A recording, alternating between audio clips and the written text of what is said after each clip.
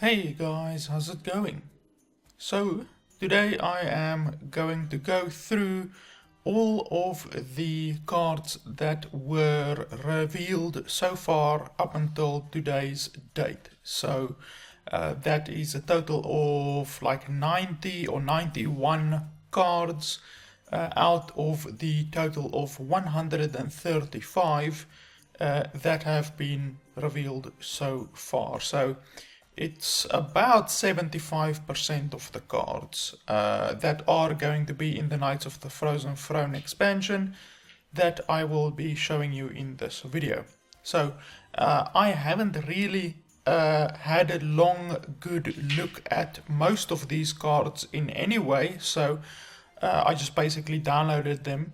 So I am basically going to see them for the first time along with you, and then I'm just going to give a quick opinion about the card, whether it will be powerful in my opinion or not. And by powerful, I mean powerful in the competitive scene, I could say. Because, I mean, you could get a 10 mana 10/10 that wipes the entire board like Deathwing, but it doesn't see any competitive play since the card is just too slow or it's not reactive enough or whatever. So I will just basically give you my quick opinion on all of the cards. So first off is Devour Mind. This is a priest card, and it is copy 3 cards from your opponent's deck and then put them into your hand. So it works exactly the same as the other priest card that costs 3 mana and draws 2 cards from your opponent's deck. It works exactly the same as that. So instead of paying 3 mana for 2 cards from your opponent's deck, you're paying 5 mana for 3 cards from your opponent's deck. So overall it is a little bit more expensive per card than the other card, but it's still not too bad. It is definitely a good card since it will be very good in long game decks. So if you're building a priest deck that is a long game deck that is supposed to last long until fatigue, then you will definitely include this card, since this card essentially means that you get 2 extra cards into your deck. So where you would normally only have 30 cards, with this card you now have 32 cards in your deck. So it's almost like Prince Malchezaar. Prince Malchezaar also basically adds 5 cards on top of your normal 30 cards. So it is certainly a long game card, and I think it will definitely see play. Next up is the Burlock. Now, this is a 2/2 Murloc for 2 mana, Battlecry, freeze an enemy character. Now, this is any enemy character.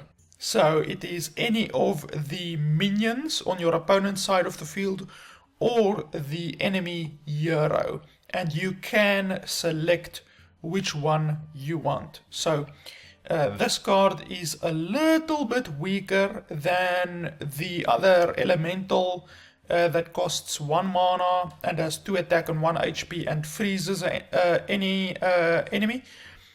It's a little bit weaker in my opinion, since it costs 1 more mana and it only has 1 more HP. So you're essentially paying 1 mana for 1 HP, which isn't very good at all. But it's a Murloc and it's a Shaman card, so it will obviously have synergy with all of the already existing Shaman Murloc cards. And Murloc Shaman is already a pretty powerful deck, so I definitely think this card will be seeing a lot of play in Murloc Shaman decks. Next up is the Abominable Bowman. This is the Hunter card, 7 mana, 6/7. Death Rattle, summon a friendly beast that died this game. A random friendly beast that died this game. So this is at the very least like let's say a 1/1 Hound beast died, and you play this and it summons it, then this card is at the very least a 7 mana, 7/8. So 7 attack, 8 HP. So at the very least, if this thing summons a 1/1, then it's a good card. But it's obviously most of the times not just going to summon a 1/1. It might summon Savannah Highmane or any other very powerful beast. So this card is a very powerful card in Death Rattle Hunter, which is a very powerful deck already, or Beast Hunter. Next up is the Priest card, Acolyte of Agony. Now, this is a very basic card. It's a 3 mana, 3/3 with lifesteal. So that basically tells you everything that you need to know. If you don't know what lifesteal is already, it's basically exactly what it says, lifesteal. Any damage dealt by this card is returned to your hero, to your hero's HP. So this is really quite a powerful card. I don't think it will see a lot of competitive play, since I personally, in Wild, when I play Wild, I would much rather want to play the 3 mana 3/4 that's a Death Rattle, and that adds another 3 HP to any minions in a N'Zoth deck than what I would include this thing. But certainly this thing has the benefit of you being able to buff it up. So you buff up the HP or the attack or whatever, and you will then be able to lifesteal more life. So it's certainly not a weak card, but I don't think it will be seeing a lot of competitive play. Next up is the Animated Berserker. This is a 1/3 warrior card that costs 1 mana. After you play a minion, deal 1 damage to it. So this card is really powerful in patron decks with the Grim Patron, or if you're going to play an Acolyte of Pain, but I really don't see this card getting a lot of competitive play. To be honest, you don't already see a lot of competitive play with Grim Patron decks in Wild, so I certainly don't think that this card will make those decks, will make the Grim Patron deck more competitive. It will buff it up a little bit, it will make it a little bit better, but Grim Patron decks will pretty much still be a rare occurrence in my opinion, even with this card. Next up is a legendary card, Priest card, 7 mana, 4/6. And it is a battle cry. Shuffle a copy of your opponent's deck into your deck. So, holy shit, shuffle a copy of your opponent's deck into your deck. How fucking crazy is that? So, that means that you keep your deck, and then you shuffle your entire opponent's deck, a copy of your entire opponent's deck, into your deck. So if your opponent has 10 cards left, then those 10 cards get put into your deck. So you will then have whatever. If you also have 10 cards left, then you will have 20 cards.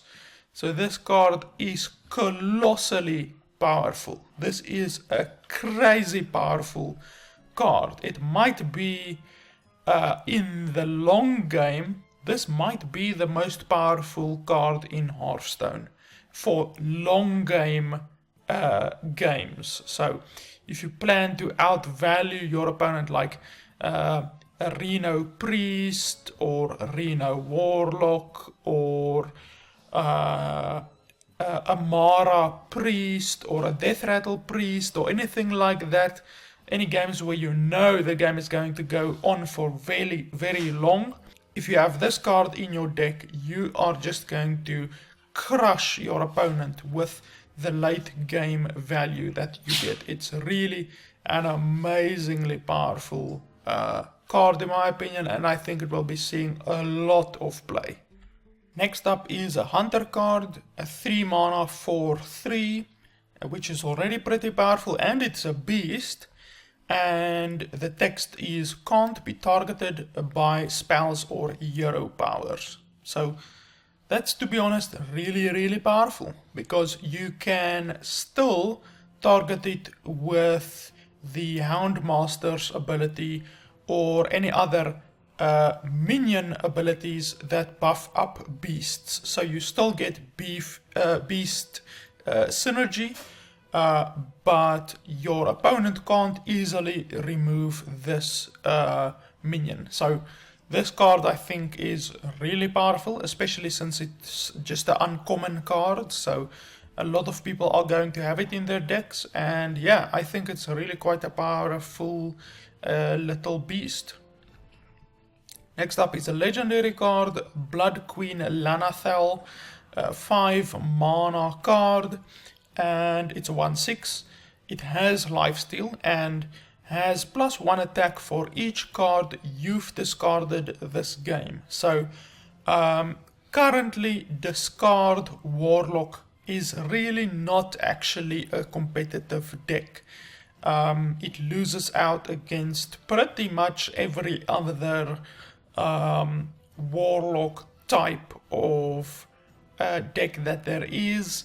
I know Blizzard have for a long time now tried to make discard Warlock a thing, and I don't really think that they have succeeded in that, since if your opponent is able to survive the initial onslaught that you do against them, since discard Warlock is quite a rushy type of a deck, so if you are able to survive that rush, then your opponent's deck just falls flat onto their face. So I really don't think that Blood Queen Lanathel will make discard Warlock a thing, even though it is a pretty good addition to that type of deck.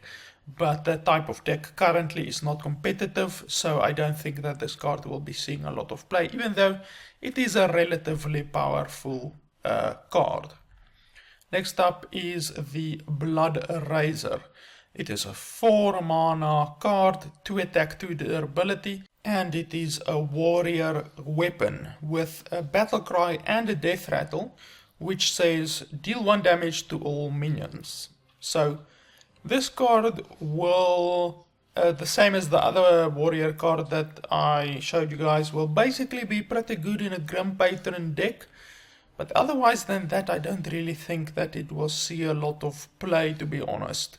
Since you have to attack once, and only then you can activate the Death Rattle, which will deal another 1 damage to the field. So it's basically like that other weapon in Naxxramas, which basically has the same ability, except not the battle cry, it's just the death rattle that is the same. So that weapon saw a lot of play in Grim Patron decks, and I certainly think this weapon will also see a lot of play in death rattle decks, but I don't really think that it will see a lot of play in any other kind of deck, to be honest. Next up is Bolvar Fireblood. Now this is a 5 mana legendary paladin card, 1 attack, 7 HP. After a friendly minion loses Divine Shield, gain 2 attack. Now, and it also has Divine Shield. Now, once you play this onto the field, there's an incredible, incredible risk that it gets stolen by, for instance, a priest. If this card gets stolen by a priest, you are pretty much sad. Otherwise than that, this card will always be a 3/7, since as soon as you play it onto the field, your opponent pretty much has to attack it. Even though it doesn't have Divine Shield, he has to attack it at some time, or you have to attack it into your opponent at some time. Then it will lose that Divine Shield, which immediately makes it a 3/7. So this card is basically from the get-go a 3/7. So I don't really think this card will see a lot of competitive play, since Divine Shield Paladin currently isn't really a thing. It's not really good enough principle or a good enough deck to be competitive, but there are certain minions that you normally include into your deck in any way, like whatever, a shielded minibot or whatever, that if you include this card will automatically make those cards also more appealing. So I don't really think it's a super powerful legendary, but it might see some competitive play in decks that already are running a few Divine Shield cards.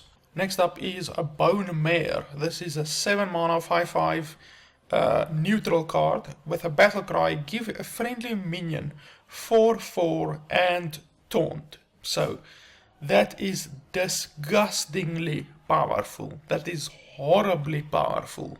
It is a 7 mana 9/9 that also gives taunt. And it's a battle cry. So if you have Bran Bronzebeard, then you can make this card into a 13/13 for 7 mana, since the battle cry will go off twice. So this card is disgustingly powerful, and I think it will be seeing a lot of competitive play in more late game decks. It is really quite a powerful card. It's really disgustingly powerful, and it also benefits from anything like Youthful Brewmaster or anything like that.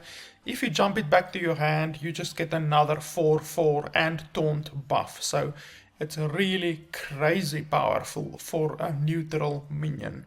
Next up is a 2 mana cost warrior card, epic. Gain 10 armor, reduce the cost of minions in your opponent's hand by 2.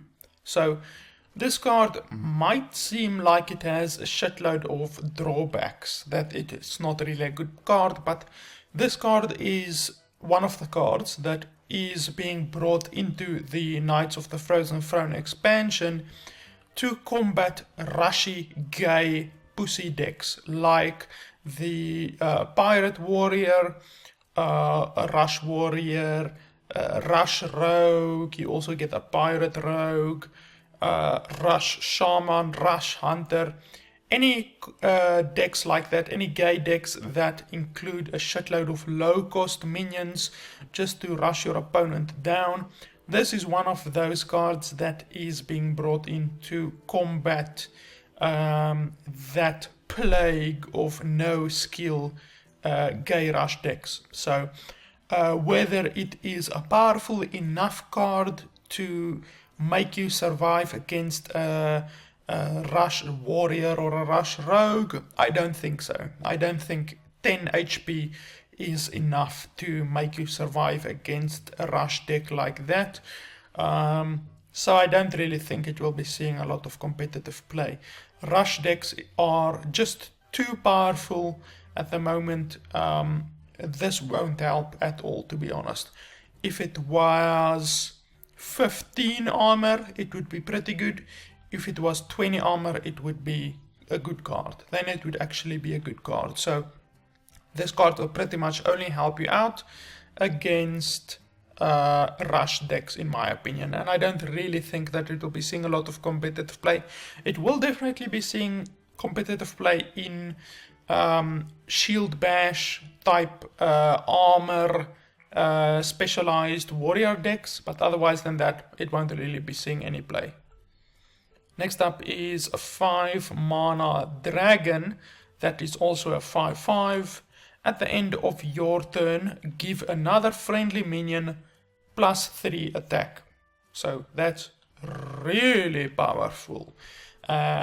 If you just consider that this card is a 5/5 for 5 mana, that's already pretty good. It's a little bit below standard, but it's already pretty good. And then on top of that, it's a dragon, so you get dragon synergy. And on top of that, it gives a random minion at the end of your turn +3 attack. So this card will basically always be a 5 mana 8/5, since it already gives you 8 attack onto the board immediately at the end of your turn if you have another minion on your side of the field. So This card is really quite good, and it's just going to make stuff like Dragon Paladin, Dragon Priest, anything like that much more powerful. You also actually get a Dragon Warrior, so it will make those decks much more powerful. It's a really good addition to the Dragon decks already. So this card I think will be seeing a lot of competitive play. Next up is Cold Wraith or Cold Wrath. It is a 3 mana 3/4, so that's already pretty good, and it's a mage card.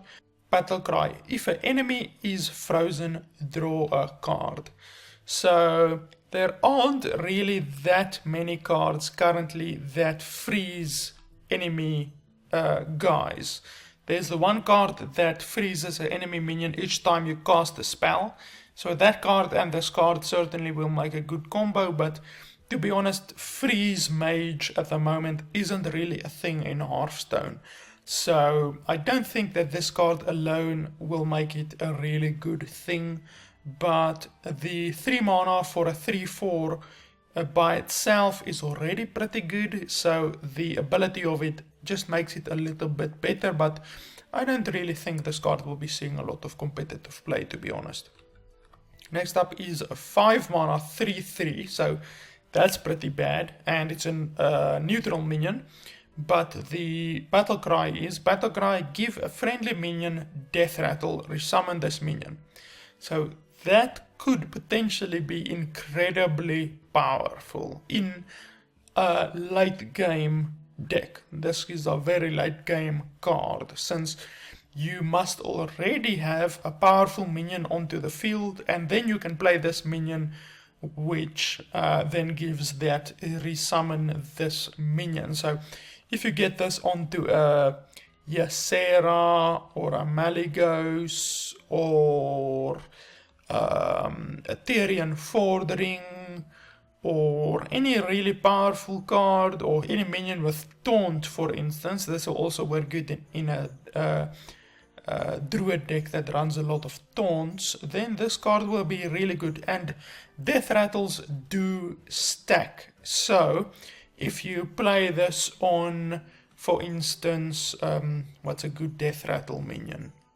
Sludge Belcher, for instance, then it will resummon that Sludge Belcher, and it will summon the slime. So you can have multiple death rattles on a card. You can even play Bram Bronzebeard and then this card on top of a Sludge Belcher. Then when the Sludge Belcher dies, it will summon 2 Sludge Belchers and the slime that died from the initial Sludge Belcher. So death rattles do indeed stack, and Bram Bronzebeard will allow this card to resummon 2 of those cards. So overall, it's a really powerful neutral minion, and it will certainly be seeing a lot of play in death rattle centered decks, since it is a neutral minion. Next up is a 4 mana 3/3, which isn't really good already, but the battle cry is gain taunt if your deck has a taunt minion. Repeat for Divine Shield, Wind Fury and Lifesteal. So if your deck has a Lifesteal minion in it, and a Taunt minion in it, and a Divine Shield minion, and a Wind Fury and Lifesteal minion, then this card will gain Taunt, Divine Shield, Lifesteal, and Wind Fury as soon as you play it. So this card is very good if you play a deck which has all of those things. Now, granted, not a lot of decks run Wind Fury. So Wind Fury is a difficult one to get. Some Shaman decks run cards with Wind Fury, like that other Whirling, Zap-O-Matic, whatever thing in Wild. But otherwise than that, there's really not a lot of decks that run Wind Fury minions.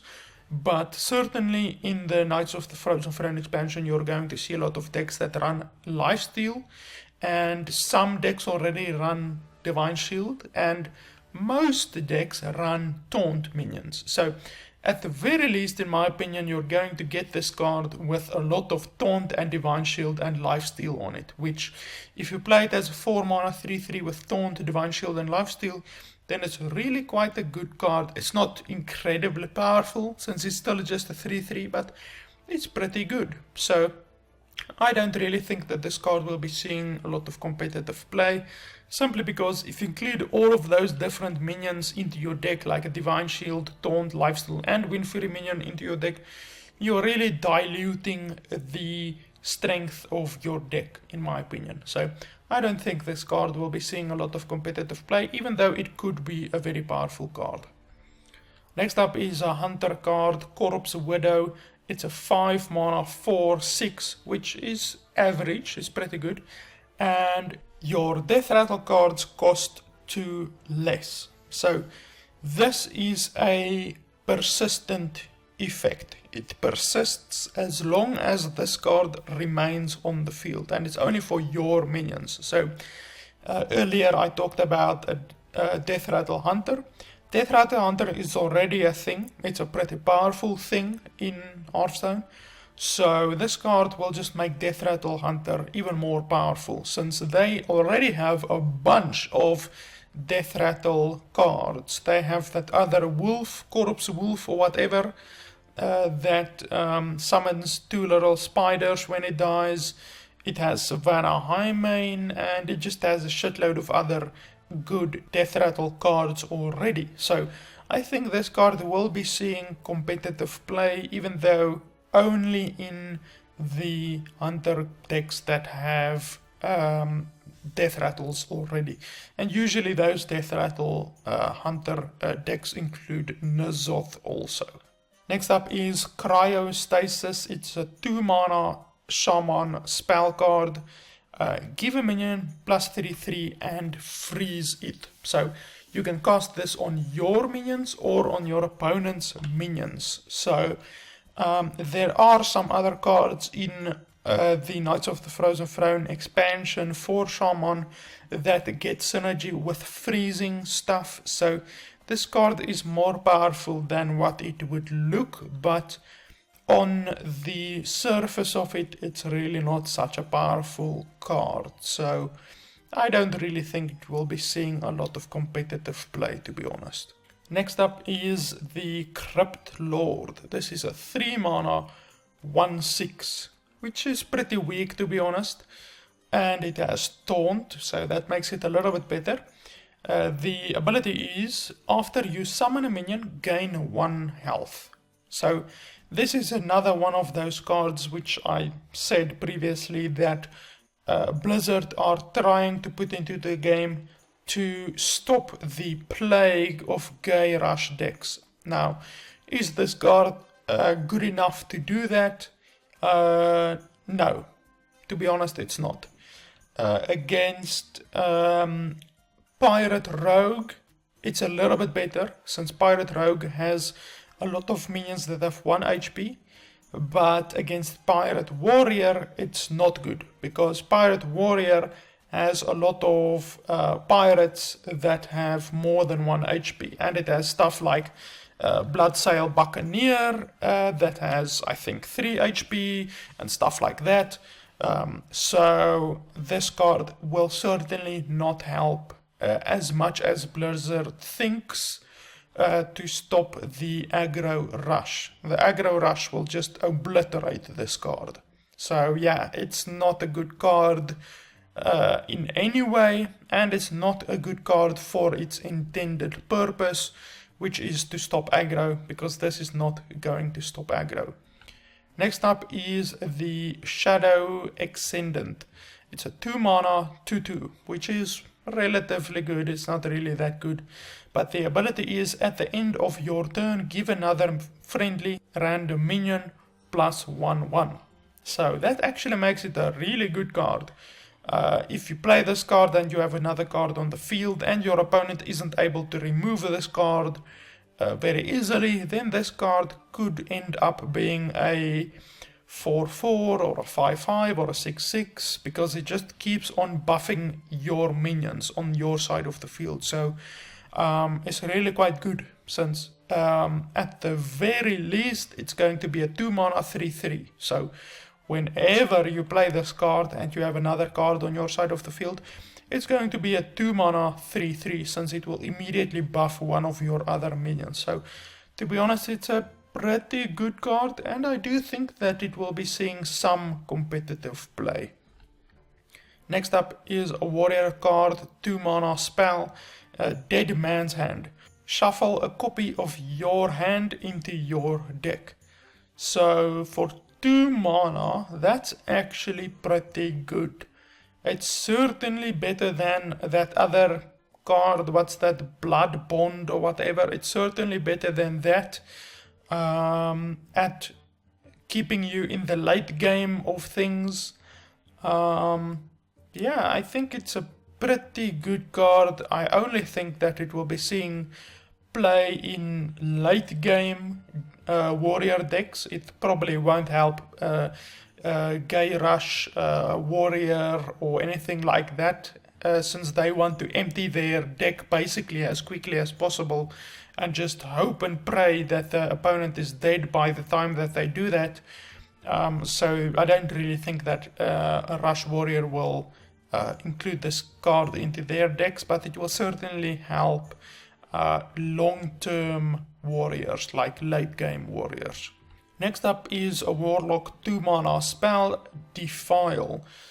Deal 1 damage to all minions. If any minion dies, cast this again. So it basically deals 1 damage to the entire board. If any minion dies, your minion or your opponent's minion, then it deals 1 damage again. And if another minion dies, then it deals 1 damage again, potentially clearing the entire board if the board is set up right. Now, this once again is another card that Blizzard is putting into the game in attempt to stop Gay Rush decks like Pirate Warrior and stuff like that. This card is actually the best card so far in an attempt to do that, in my opinion. This card will be pretty good against Gay Rush Warrior or Rogue or whatever. It's not so good that it would automatically make you win against Gay Rush Warriors or anything like that. So I don't think that it will be seeing a lot of competitive play unless the meta of Hearthstone, the ranked play of Hearthstone, is very aggressive. Currently, in August, it's not very aggressive. You do see a lot of Pirate Warrior here and there, but that's mostly just at the lower ranks. You don't really see it at higher ranks like Legend. You see it a little bit, but not a whole lot, to be honest. Certainly not more than 50%. So I don't think that this card is extremely good against normal decks. It is good, pretty good against Gay Rush decks, but to be honest, including this card into your deck just to counter Gay Rush decks isn't really that good, since it doesn't really help you against any other type of deck, but it's really on the border. I do think that it will be included in a bunch of Warlock decks, but not the Rushy type of Warlock decks, since this will destroy your own deck, since Rushy Warlocks also have a bunch of small health minions. So I don't think this card will be seeing a lot of play in those types of Warlock decks, but certainly the late game type of decks. Next up is a 2 mana Paladin spell, Desperate Stand.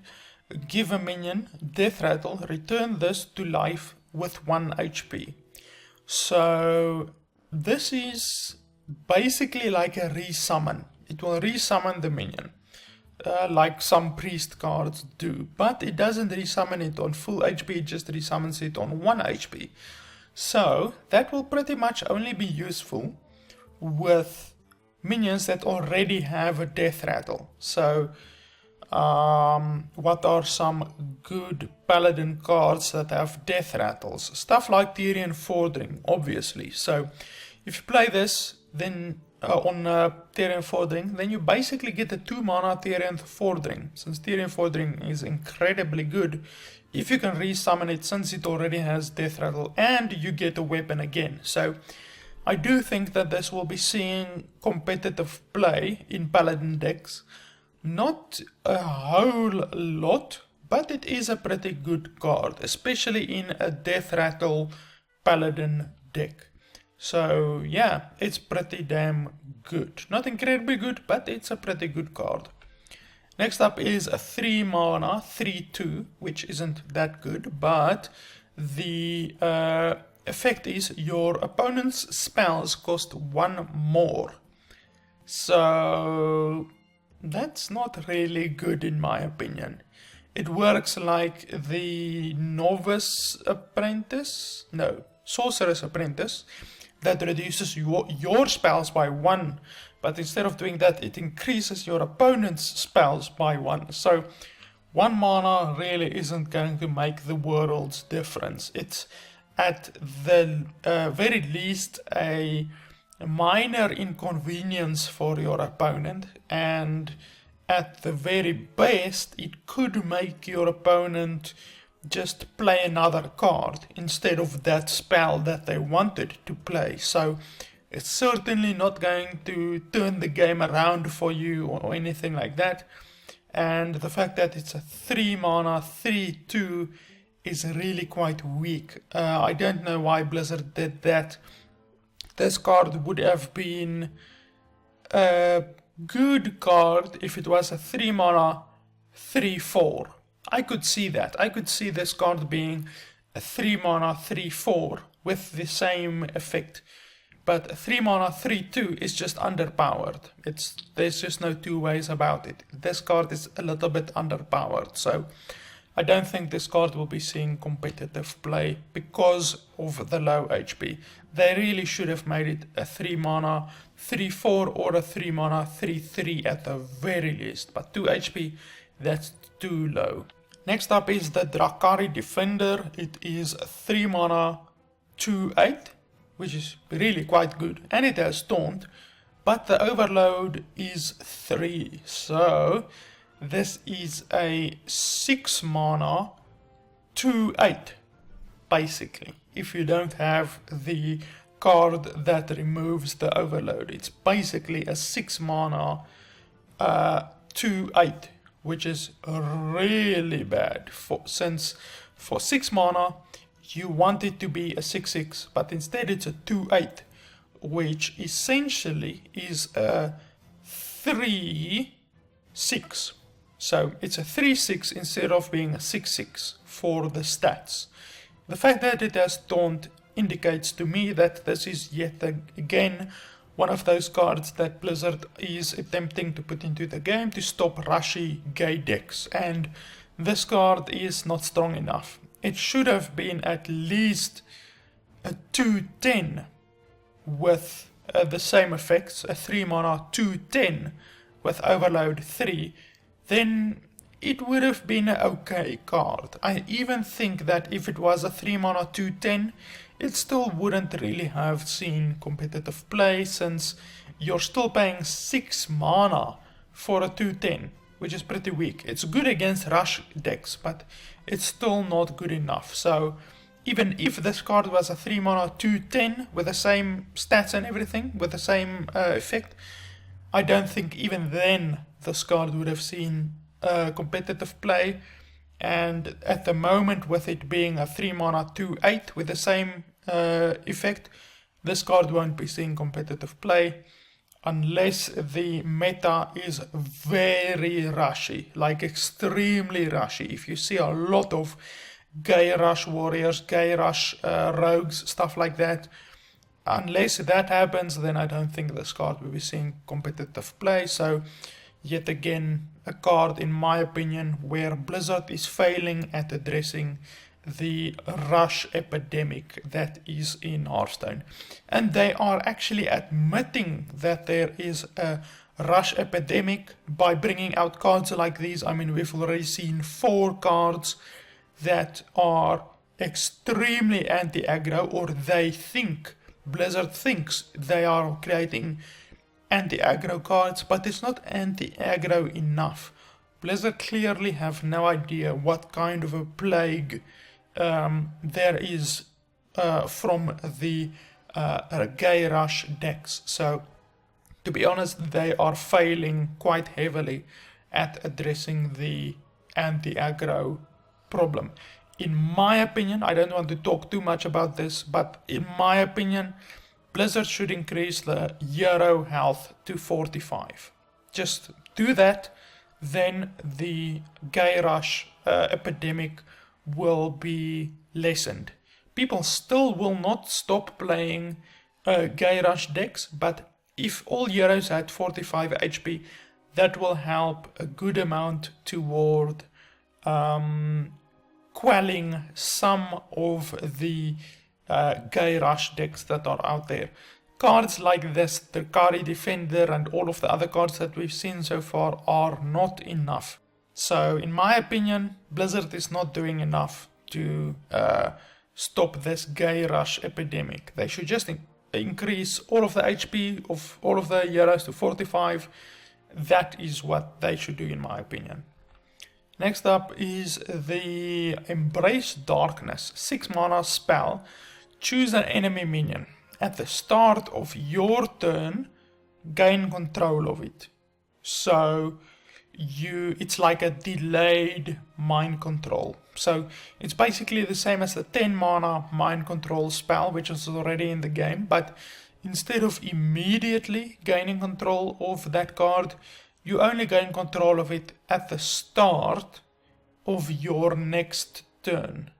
So you play this on a card that takes 6 mana. Then you end your turn. Then your opponent attacks with that minion. Then on your next turn, when your opponent ends his turn, then that card comes to your side of the field. Now, one thing that will either make this card much more powerful, much less powerful, is the determination of whether will you be able to attack with that card then. The card that you stole, will you be able to attack with that card on the beginning of your turn? And if I'm really reading this card correctly, then the answer to that is no. Because if they wanted you to be able to attack with that card that you stole, then this card should read at the end of your opponent's turn, gain control of it. Instead of at the start of your turn, gain control of it. So you would then cast this card on your opponent's minion. He would end turn. That minion would then immediately come to your side of the field. Then your turn would begin. And that would indicate that you would be able to attack with that card that you just stole. So this card is delaying the process of attacking with that minion by 2 turns. So you play this card on your opponent's minion. You end turn. Your opponent attacks with that minion. Your opponent ends their turn. Then the minion comes to your side of the field. But you cannot attack with that minion. You then have to end your turn. Your opponent has to go through their turn. When they end turn, only then you will be able to attack with that minion that you stole. So this card is much less powerful than what I would want it to be, but it's still a good anti-aggro card. You can steal a taunt minion. If you steal a taunt minion, then basically it doesn't matter when you attack with a card. Since it's a taunt minion, your opponent has to attack into it eventually. So If you steal a taunt minion or something like a Tyrion Fordring, for instance, that will be incredibly powerful. But if you steal a taunt minion, then this card is pretty good. But otherwise, this card isn't super good. But I do still think that it will see competitive play. I'm not sure if Entomb, I think Entomb came out in the League of Explorers expansion. And the League of Explorers expansion is now phased out of Standard. So because of that, I think this card will be seeing a lot of play in Standard. But in Wild, since I play only Wild, I don't think this card will be seeing a lot of play in Wild, since in Wild we still have Entomb, which is a 6 mana card, which basically does something similar. It removes a card from your opponent's side of the field, basically. So the card is good, but it could have been better by doing what I said. At the start, at the end of your opponent's turn, gain control of it. That would have made this card pretty good. Not overpowered, but it would have made it pretty good. At the moment, the card is a little bit too weak, in my opinion, for Wild at least. In Standard, it will be a better card, since Standard does not have Entomb. So the next card is Chillblade Champion. We actually saw this card in the gameplay of Knights of the Frozen Throne that I uploaded. You can even hear the voice prompt thing, like the play attack and the attack sound and all of that in that video. I will put a link to that video, by the way, in the description of this video if you want to watch it. So this is a Paladin card. Once again, it is a slight attempt at going against the aggro epidemic that is in Hearthstone. So it is a 4 mana 3/2, which is bad. That's a bad thing. But it has charge and lifesteal. So if you immediately attack this card into another card, then this card is essentially a 4 mana 3/2 that heals 3 HP. So that's pretty weak. It's not really that good. It's pretty weak. If this card also had a Divine Shield, that would be really good, but it doesn't, unfortunately. So, in my opinion, this card is not really good. 4 mana for a 3/2, that's just going to heal you 3 HP. That's really not good on your turn. If this thing gets to attack twice, then it becomes a little bit better, but to be honest, even still, if this card was a 4 mana 3/2 heal 6, then it would still not be a really good card, since it's still only a 3/2, which is a small fucking card for 4 mana. So it's still a very small board presence on the field for 4 mana. So I don't think this card is good, and I don't think it will be seeing a lot of competitive play. But you do get some cards, I think, in the Knights of the Frozen Throne expansion that increase the power of life-stealing cards. So if you've played that card that increases the power of life-stealing minions, and then play this card, then it will be a pretty good card, but on its own it's not a good card.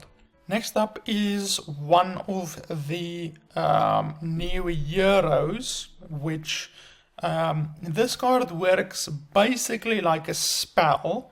You pay 6 mana, then you remain on the same HP, so your HP does not change, but you gain 5 armor. And you also gain a new hero power, and the battle cry of the card also immediately triggers. So, you play this card, you gain 5 armor, all enemy minions on the field gets dealt 2 damage, and then you gain a new hero power. That hero power is Build a Beast. So you lose your original Hunter hero power when you play that card, then you gain this hero power, and you can use the hero power on that turn. So you can, if you really want to, use your hero power, your normal Hunter hero power that deals 2 damage to your opponent's face, then play the Deathstalker Rexar hero, then use this hero power that will cost you 10 mana. So what Build a Beast does when you play it is that you craft a beast, a combination of beasts. So as far as I know, I might be incorrect by this, but I'm just going to tell you exactly what the premise is behind it. So don't quote me on this, but you get presented with 3 different beasts that you can choose from in a discover mode. So you choose one of those 3 beasts. Then you get presented with another 3 beasts. Then you choose one of those beasts, and those 2 beasts then get put together into one single beast. So I'm showing you a video on the screen right now of what it looks like. So that's basically what the Build a Beast does. You, when you play it, you essentially get a beast added to your hand. This beast is going to be a little bit more powerful than a normal beast, since you could have, for instance, a poisonous beast with charge, or a taunt beast with charge, or any combination like that. So it could be really quite powerful, or you could just be given 2 shitty little beasts like a hyena and a wolf or something like that, you know, just a little shitty combination of beasts. But because you get to choose twice from 3 discover cards, the chances of you creating something useful is pretty good.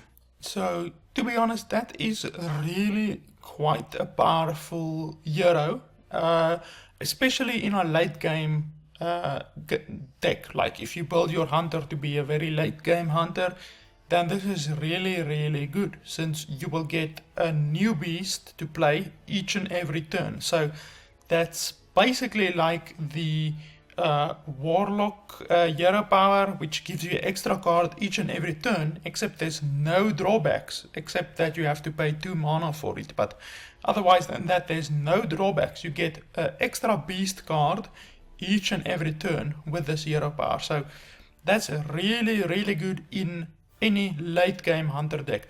Obviously, rush hunters won't play this hero, since they depend on their hero power dealing 2 damage to their opponent's face each and every turn in order to kill their opponents quickly. But if you are playing a late game deck, then this is certainly a very, very good card in my opinion. It adds a lot of fuel to your late game staying power.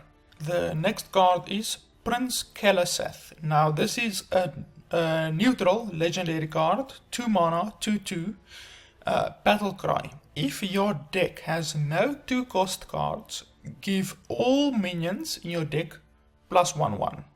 So this card is really powerful in my opinion, even in a rush deck. So this card could make rush decks much more powerful. Since it's already difficult to deal with a rush deck with just normal minions, but imagine your opponent is throwing minions at you that have 1 extra attack. That's going to be really quite difficult to deal with. There are a few 2 cost minions that are good for rush decks, like for instance with warriors, there's the Bloodsail Buccaneer, I think it is, stuff like that. So it won't work in all rush decks, but overall I think this card, Prince Keleseth, will be able to fit into just about any deck, since you can very easily mold your deck and build your deck around not having any 2-cost minions. It's probably going to not affect the deck a whole lot if you just not include 2-cost minions, since most decks probably in any way only have 2 or 3 or 4 2-cost minions. So I really think this card will be really quite powerful, and it will be seeing a lot of constructed play. Next up is the Shallow Grave Digger. This is a neutral minion, 3 mana, 3/1, so that's weak, but the death rattle is add a random death rattle minion to your hand. So this card isn't really that powerful. It's actually a pretty weak card. If it was a 3/2 minion instead of a 3/1, if it was a 3/2, then I could see this card being played in constructed. But since it's a 3/1 for 3 mana, this card is pretty weak, and I don't think it's going to see constructed play. Next up is Spirit Lash. This is a priest spell card for 2 mana, and it is deal 1 damage to all minions, and it has lifesteal. So that means if there are 5 minions on the field, then it will deal 1 damage to all 5, and your hero will get healed for 5 HP.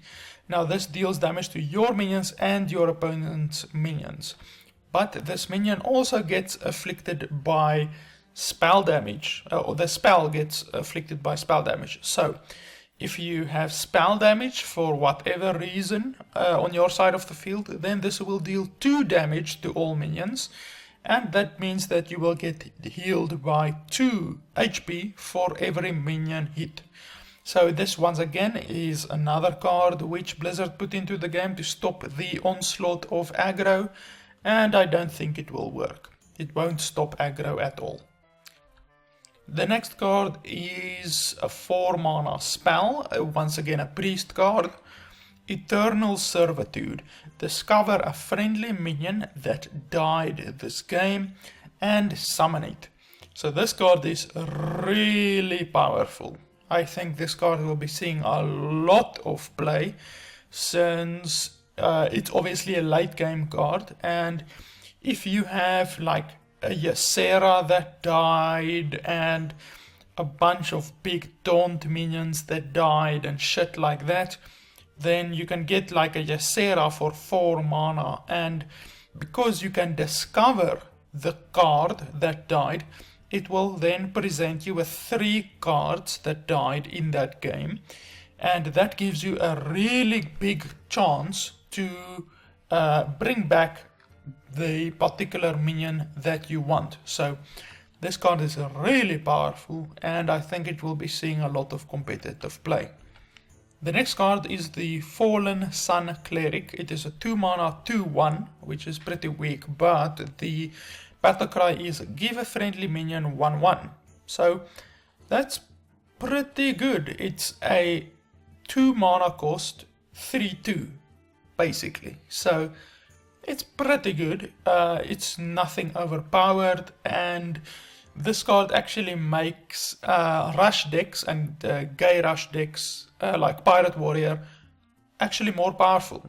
So since it's a small quick minion that you can play in order to deal more damage to your opponent's face, so this card actually makes rush decks more powerful, and I don't think that it will be seeing any play outside of rush decks in the competitive scene. The next card is Fate Spinner. Now, this card is a very interesting card. It's a druid only card. It's a 5 mana 5/3. Choose a death rattle secretly. So, in order to explain how that works, you choose between deal 3 damage to all minions or give them +2/2. Now, give them means give all minions 2/2. So, this card, when you play it, you will be able to select between those two. Then when your opponent kills this card, or when you destroy this card, when you run it into one of your opponent's minions, the death rattle will trigger.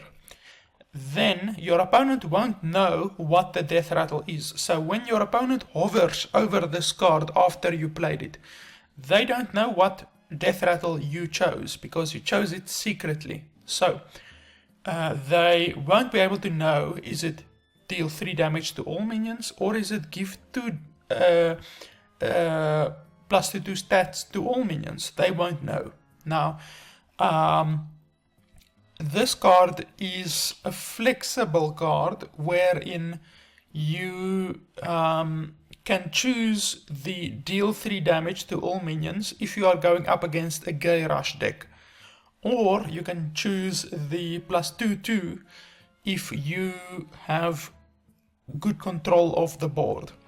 Now, there's one thing that isn't certain currently, and that is if the all minions includes those minions in decks. Now, I don't think that it will include all minions in decks, because it specifies give to all minions plus 2/2.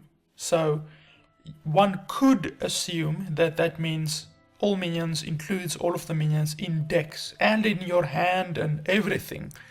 But I don't think it will be like that. I just think that Blizzard basically ran out of space on the card, so they couldn't specify 100% specifically on the card. But I think it will only give plus 2/2 to all minions on the battlefield. It will not give plus 2/2 to all minions in your hand, your opponent's hand, your opponent's deck, and your deck also. Because that will make this card just fucking crazy. So I think it will only be on the battlefield. I do think that they should have specified that, but that's just a little bit of oversight on their part. If it does indeed give plus 2/2 to your minions, your opponent's minions, cards in their deck, in your hand, and in their hand also, then this card is a little bit crazy. But if it doesn't, then this card is mildly good. It's not really a good card, and I don't think that it will see competitive play. And this is once again one of the cards that Blizzard put into the game in order to stop the onslaught of aggro, and it will not work. Because this card costs 5 mana, you can very often be dead by turn 5 against a Rush Warrior or a Rush Rogue. You're very often dead by turn 4 or turn 5 or turn 6, so this card won't help fuck all against Rush. So, unfortunately, Blizzard failed again. The next card is Frostlich Jaina. This is the legendary new hero that you can play in order to change your hero into a Death Knight. So, you play this card, it works the same as Deathstalker Rexar. You gain 5 armor immediately, you gain a new hero power, and you gain the ability. So the ability is Battle Cry, summon a 3/6 water elemental. Then all of your elementals have lifesteal this game. Now, those elementals not only are water elementals, it is also all of the other elementals, like the elementals that were implemented in the Goro expansion and the all of the previous expansions basically. Any elementals in the entire game have lifesteal. So this card is actually pretty good against aggro, except that it costs fucking 9 mana. So you will definitely be dead if you're going up against a rush deck by turn 9. By turn 9 you are obliterated if you go up against a rush warrior or anything like that. So this card will not help against rush decks, but it will help you stay alive in the late game. And that is because of the hero power. The hero power is really quite powerful. It is basically the same as the previous hero power, wherein you can deal 1 damage for 2 mana, but if this kills a minion, summon a water elemental. So, if you kill any minion, not only the opponent's minions, but even if you kill your own minions with this hero power, you will get a water elemental on your side of the field, and that water elemental will have lifesteal. So that's incredibly powerful. So overall, the Jaina hero is really quite powerful in the late game. It won't help you stay alive in the early game against rush decks, but in the late game it's really quite powerful, and it will help you stay alive in the late game, since all of your elementals and your water elementals that you will be able to summon constantly with this hero power will have lifesteal. So you will just constantly be fucking healed when your water elementals and your other elementals deal damage. So overall, the Jaina hero is really quite powerful.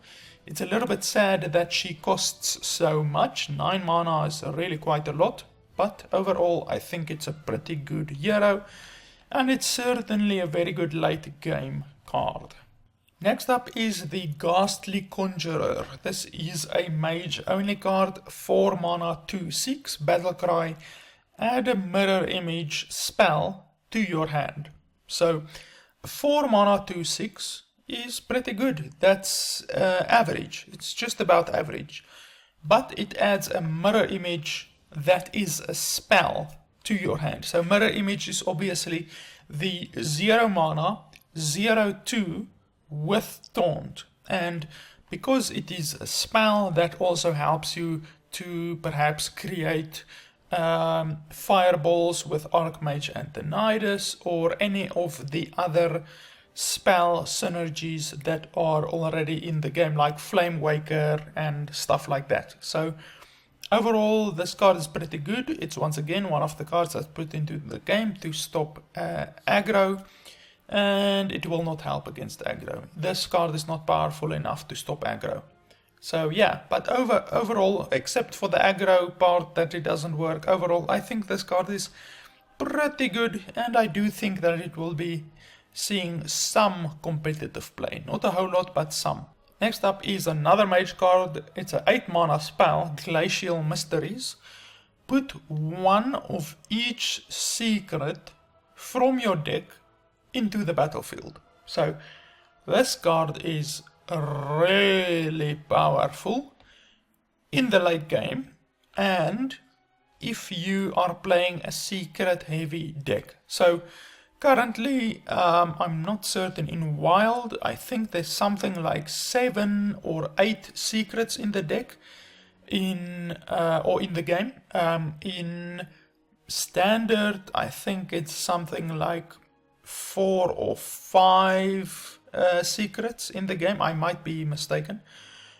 So when you play this 8 mana card, it immediately pulls all of the secrets, one of each, from your deck and plays them. So you could, for instance, if you're playing Wild, you could immediately have like 5 secrets on your face. And in case you're wondering, yes, the limit of secrets, and there is a limit of secrets, is 5. So if you're playing Paladin or Hunter or Mage, the limit of secrets is 5. So you cannot pull more than 5 secrets from your deck using this spell.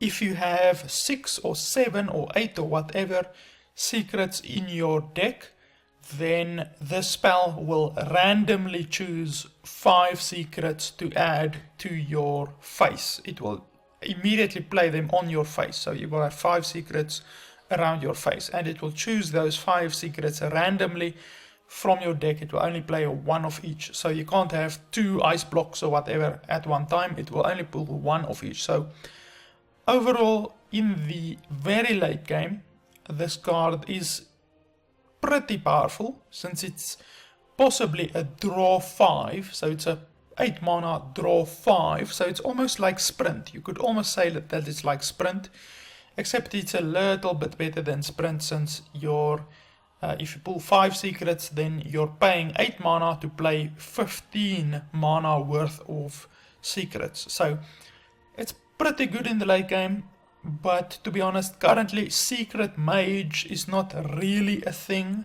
You can't really win a game with just secrets in your deck, so in my opinion this card is good, but it won't be seeing competitive play, simply because Secret Mage really isn't a thing currently.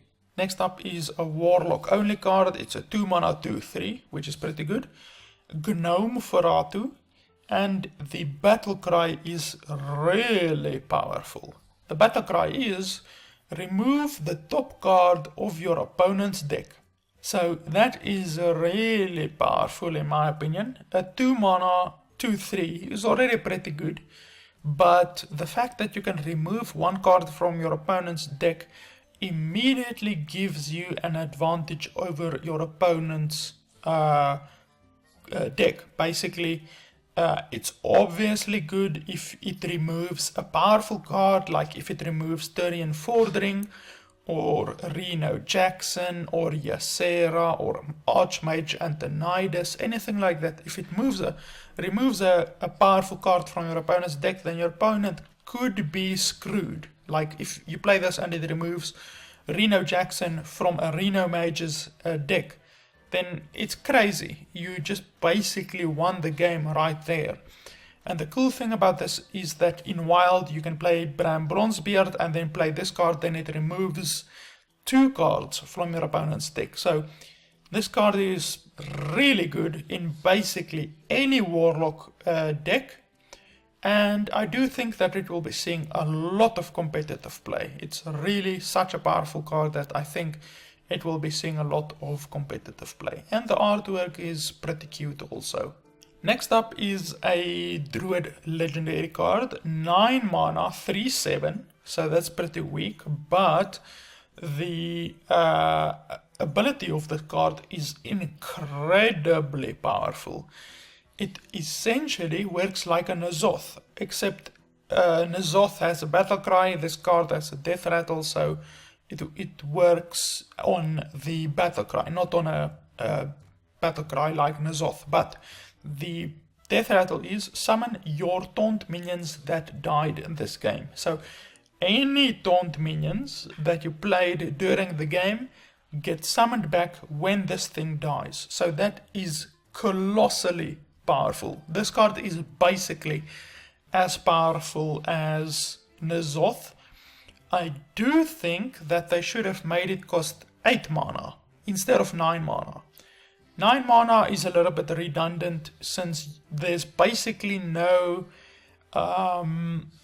druid spells that cost 1 mana that are useful. I mean, there's that other spell that costs 1 mana that you can deal 2 damage with or summon 2 little treants, but that's not really useful at all. So I think this card should have probably cost 8 mana or 10 mana, but 9 mana is just redundant. Any legendary that costs 9 mana is just stupid. They should have made it cost 8 mana or 10 mana. So putting that aside, this card is really powerful, and it will be seeing a lot of play in N'Zoth decks of Druid. So Druid N'Zoth decks, this card is colossally powerful. But otherwise than that, I really don't think this card will be seeing a lot of play in Druid decks, since Druids don't really have a lot of death rattle cards, like normally good death rattle cards. So that's why I say it will only be seeing a lot of play in N'Zoth Druid decks. The next card is Howling Commander. This is a Paladin card, 3 mana 2/2 with a battle cry, which is draw a Divine Shield minion from your deck. So this card is really good, to be honest. It's essentially a 3 mana 2/2 draw a card.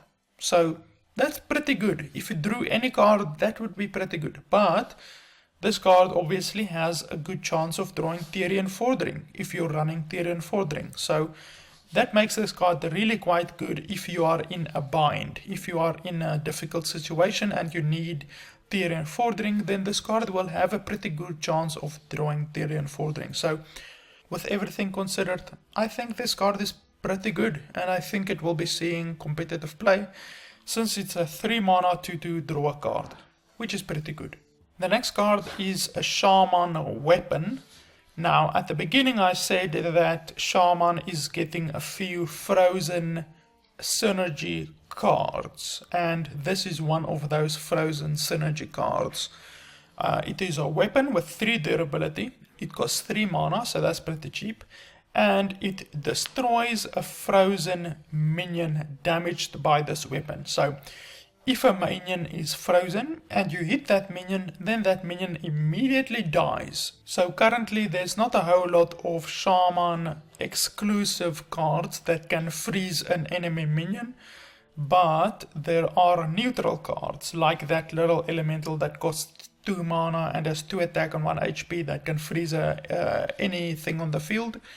That is actually a pretty powerful combo. If you run a bunch of those and this weapon, then this weapon will actually be really good. So basically you have to build your deck around this, since if you just include this without any frozen synergy cards in your deck, then this weapon is a piece of shit. But if you include frozen cards like that little elemental in your deck, then this card will be really quite good. So overall, it's a good card. I think it will be seeing some competitive play, but certainly not in stuff like Rush, Shaman or anything like that. The next card is another Shaman card, 2 mana spell. Draw 2 Murlocs from your deck. So this card is really good in Murloc Shaman. Like I said at the beginning of the video, Murloc Shaman is already a thing. Murloc Shaman is already pretty powerful. It's already a pretty competitive deck. So this card will just allow you to draw your Murlocs even faster. Since Murloc Shaman is already a rush deck, it's a pretty quick rush deck. You can kill your opponent pretty easily by turn 5 or 6. So this will help rush Shaman Murloc decks even rush their opponents down even quicker. So yeah, that's basically what this card does. It just helps you to rush your opponent down even quicker. The next card is a Mage card. It's a 2 mana 1/3. Your hero power also freezes the target. So this is another one of those cards that is an attempt to stop rush decks. And this is actually in addition to the Warlock card that deals 1 damage to the entire field, and if a minion dies it deals 1 damage to the entire field again.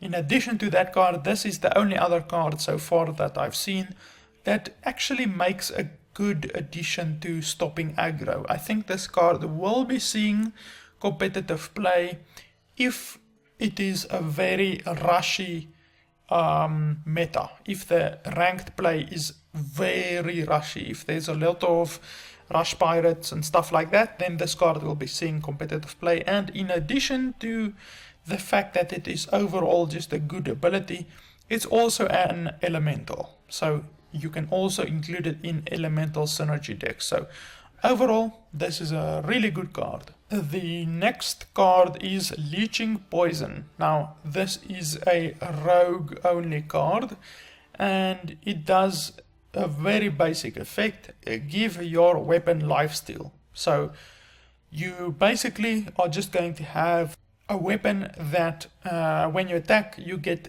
healed for the amount of damage that you dealt with your weapon.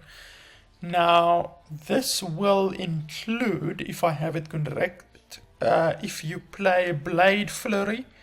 Blade Flurry obviously deals the damage of your current weapon to your opponent's side of the field. So that would, I am assuming, heal you for the damage dealt. So if you have a 2 attack weapon and there's 3 guys on your opponent's side of the field and you play Blade Flurry, then you will be healed for 6 if you have played this weapon. So that gives you an idea of what this spell can do. But overall, this is a pretty weak spell, pretty weak card, and I don't think that it will be seeing competitive play. The next card is a 4 mana weapon, Light's Sorrow, and it is a paladin only card. After a friendly minion loses Divine Shield, gain 1 attack. So this card could be very good in a deck that runs a lot of Divine Shield stuff in a paladin. But currently Divine Shield Paladin isn't really a thing. It's not really a competitive deck. But it's possible that this card could push the Divine Shield Paladin over the edge to where it could become a competitive deck. But currently, as I say, Divine Shield Paladin really isn't a thing, so this card is good, but I don't think it will be seeing a lot of competitive play. The next card is Lillian Voss. Now this is a legendary rogue card. 4 mana 4/5, which is pretty good. And then the battle cry is replace spells in your hand with random spells from your opponent's class.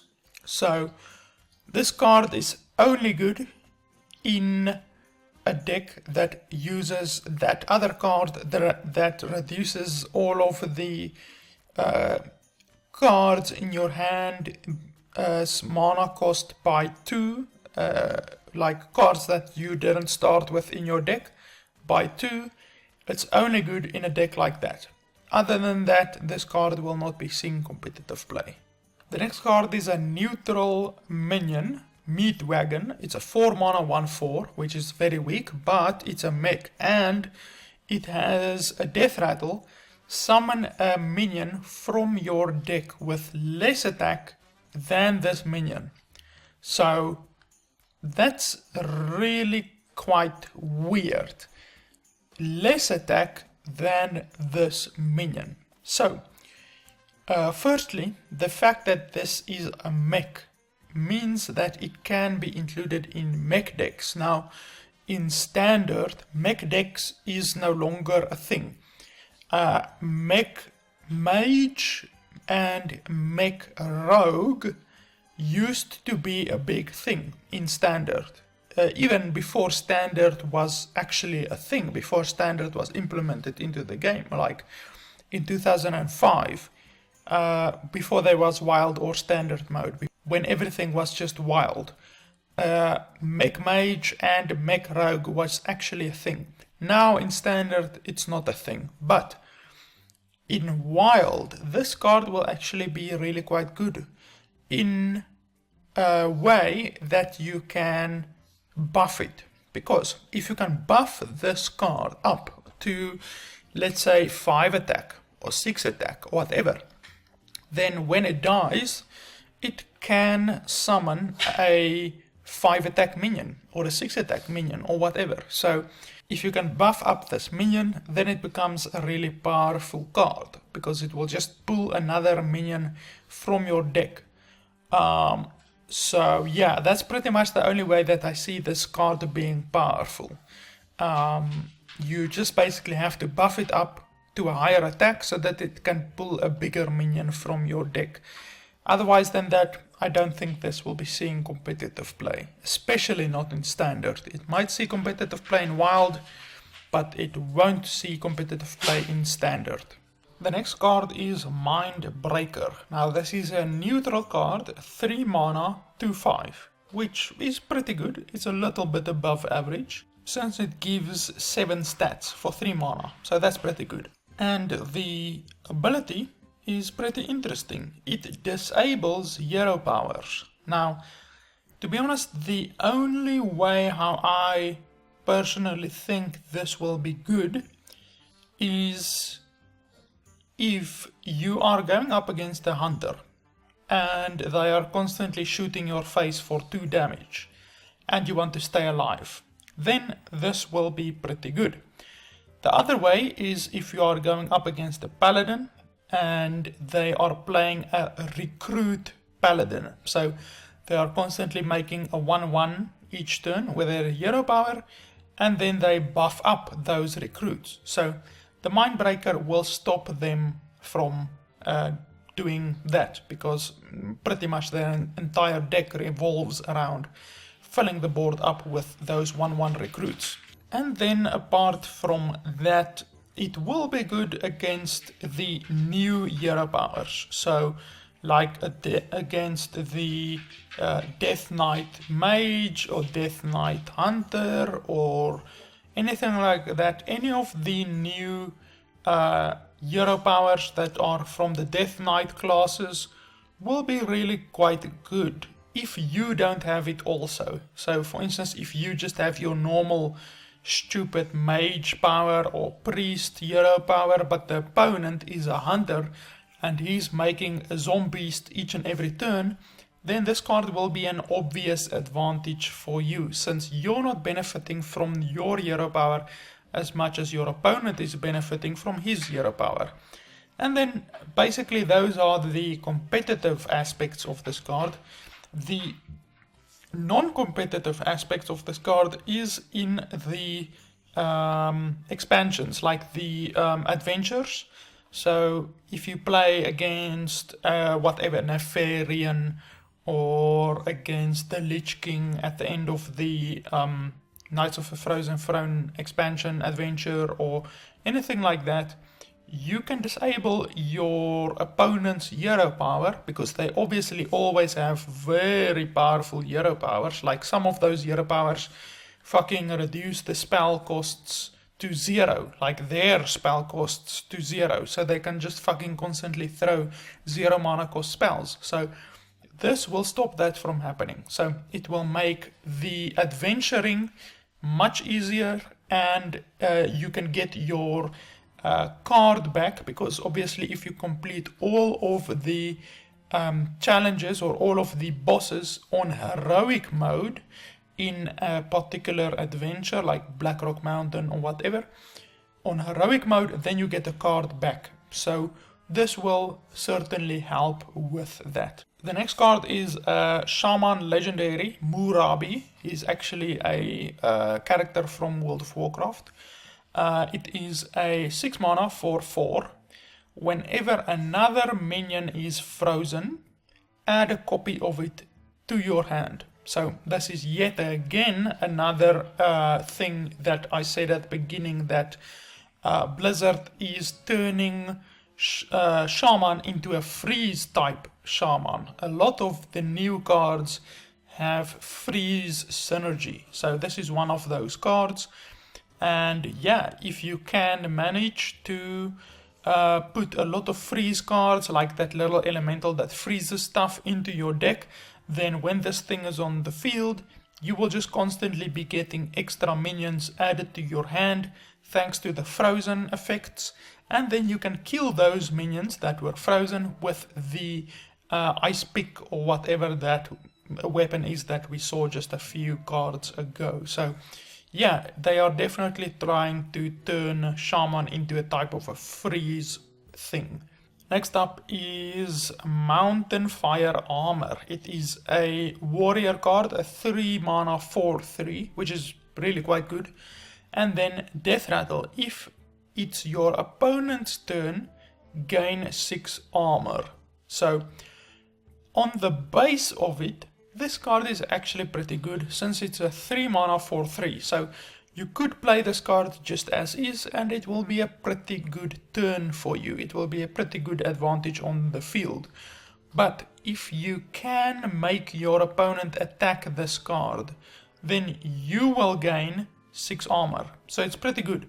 If you run this card into one of your opponent's minions and it dies, then you get no benefit. But if your opponent kills this card, like with AoE or whatever, then you gain 6 armor. So if you could give this minion taunt, which there are obviously some warrior cards that can give taunt to a minion, then this card will actually be pretty good. So overall, I think it's a pretty good card, but I don't think it will be seeing competitive play.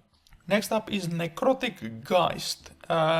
Whenever one of your other minions dies, summon a 2/2 ghoul. So this minion on its own is not that powerful. It's a 6 mana 5/3, which is quite weak, but the ability is pretty good. The only thing that I don't like about the ability is that it is only for your other minions. So when one of the opponent's minions dies, you don't get a 2/2 ghoul. So this card is only good if you already have a bunch of stuff on the field and you play this minion and then you run your stuff into your opponent's stuff and then you get ghouls like that. So overall, I don't think this card is really powerful. It's pretty powerful, but it's not that powerful, and I do not think that it will be seeing competitive play. Next up is a 6 mana 5/5 card. It's an epic Nerubian Unraveler. All spells cost 2 more, so that's pretty basic. All spells, as long as this card remains on the field, will cost 2 more. So this card will be good if you are playing a buff paladin, for instance, where you just constantly play minions, because buff paladin has basically 0 spells in the entire deck. It's just minions and you just buff up those minions constantly. So this card will be pretty damn good in buff paladin, but I don't really think that it will be a competitive card. The card itself is not that good, to be honest, so yeah, I don't think it will be seeing competitive play. Next up is a 9 mana 4/8. So that's pretty weak, but the card has Taunt and Lifesteal and a Death Rattle, which is destroy a random enemy minion. Now, this minion is really good against anti-aggro. It's a really good anti-aggro card, since it has Taunt and Lifesteal and a good amount of HP, so it's essentially the perfect card against anti-aggro, but it costs 9 mana. So you will be dead by turn 6 or 7 or 5 sometimes if you are going up against a pirate warrior. So a 9 mana anti-aggro card won't help you at all. So the fact that you will pretty much be dead by turn 9 and you won't be able to play this card against aggro means that this card is not the anti-aggro card, since it costs way too much to be an anti-aggro card. The anti-aggro card should be playable on turn 3 or turn 4, like for instance Deathlord. Deathlord is an incredibly good anti-aggro card. That is like the perfect anti-aggro card. When Blizzard made that card way back in fucking 2014 when the game first released, they had no idea how perfect of a card that is, because it works perfect against aggro. Because aggro, for the most part, only has a bunch of small, low mana cost minions in their deck. Unless Deathlord pulls out something like Leroy Jenkins, then you're just shit out of luck. But that happens very seldomly. On the whole, Deathlord is an amazing anti-aggro card, since it has enough attack to kill stuff, it has a lot of HP in order to stop stuff from getting through, and it has Taunt. So it's the perfect anti-aggro card. A card like this is not an anti-aggro card, since it costs too much. You will never be able to play this against a pirate warrior. So even though the card is amazing, it's not good as an anti-aggro card. So let's put that aside. Put aside the fact that this is not a good anti-aggro card. If you look at the card just objectively, it's a really good card. Your opponent has to spend a lot of resources or a lot of minions to get past it, and when this card actually dies, it kills one of your opponent's minions. So that is really almost the perfect anti-aggro card also, except for the mana cost. So yeah, this card is really good in the late game, especially, obviously, because it's a 9 mana cost card. but it's not good for its intended purpose, because I already know that the Blizzard guys thought of this card and they thought, this is going to be a fucking amazing card in order to stop aggro, and they all high-fived and clinked their glasses together, but they didn't realize that this card just costs too fucking much. You will be dead by turn 9. So yeah, that's what I think about this card. Next up is a neutral pirate. Ugh, fucking pirates. 4 mana, 3/3. Gain stats equal to your weapons. So, this is similar to the Swashbuckler, I think. No, not Swashbuckler. South Sea Deckhand? No, it's not a Deckhand. I can't fucking remember the thing. I will put it on the screen. But she gains only the attack of your weapon. But this card gains the stats of your weapon. So, if you have a 3/2 weapon equipped, then this gains 3/2. If you have a 5/5 weapon equipped, there's no such weapon, but still, if you have a 5/5 weapon equipped, then this gains 5/5. So that's basically a very straightforward card, and unfortunately it is a pirate. So unfortunately, even though it's a high cost pirate, currently the highest cost pirate that is run in Face Warrior and Pirate Rogue and stuff like that is the 3 mana cost. I think it's a 3 mana cost captain, the pirate captain. So this costs 4 mana, but I still think that it will be seeing competitive play in pirate decks like Gay Rush Warrior and Gay Rush Rogue. I think this card will be seeing competitive play, since both Rogue and Warrior have weapons, which they constantly equip. So this card will be really good in those types of Gay Rush decks. Next up is Plague Scientist. It's a 3 mana 2/3 Rogue exclusive card, and if you manage to combo, so if you do a combo, then you can give a friendly minion poisonous. So a minion on your side of the field can get poisonous. So this card is really quite good, especially if you can get the poisonous on a minion with a lot of HP. So if you can get the poisonous on a Deathlord or anything with a lot of HP, and preferably with Taunt, then this card will be really good. Or you could just throw the poisonous on something like the little guys that are generated by Moros or anything like that, and then you can basically trade in that little 1/1 against a huge minion like a 4/7 or a 4/8 or something like that. So overall this card is really pretty good, and I do think that it will be seeing competitive play. Not a whole lot, but it will be seeing competitive play. Next up is one of the Prince cards. There's 3 total Prince cards in this expansion.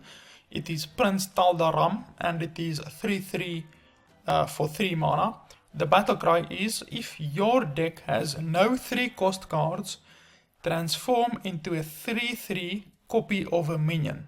So it is quite a specific card. It basically works like Faceless Manipulator, but only if you have no 3 cost cards in your entire deck, and it only transforms into a 3/3 copy of it. So if you have a Ragnaros on your side of the field and you have no 3 cost cards in your entire deck, then you play this and this becomes a 3/3 Ragnaros. So it's pretty basic.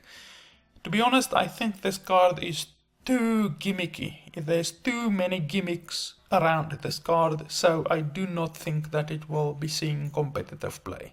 But it is a relatively good card, especially if you can get it on something like something with a Death Rattle, or something like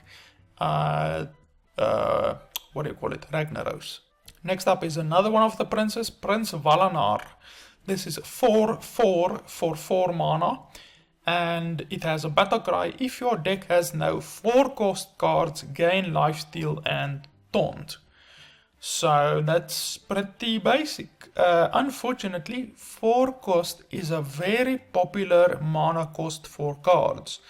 just about every class in the game has some important 4-cost cards, especially Druid. So unfortunately, I do not think that this card is good because of the 4-cost thing, and I don't think that it will be seeing competitive play, since even if this gains lifesteal and taunt, it's still not a good card. Even if it was just a 4 mana cost for 4 stats, with 4/4 stats, with lifesteal and taunt, just like that, without the battle cry thing, just like that, it still wouldn't be a good card. Since spending 4 mana on a 4/4 minion that has taunt and that's basically going to get killed in one hit is really not good. So this is actually a really weak legendary, probably the weakest legendary in the entire expansion.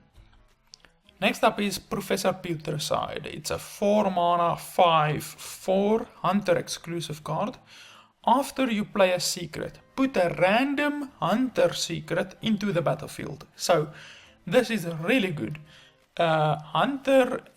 Secret hunter is already actually a thing. It's not a very good deck, to be honest, but it's already kind of a thing, since there's already a few cards in the hunter deck that are secret centralized, that work with secrets. There's one card that allows you to play as many secrets as you want for free for 0 mana cost, so that's already good.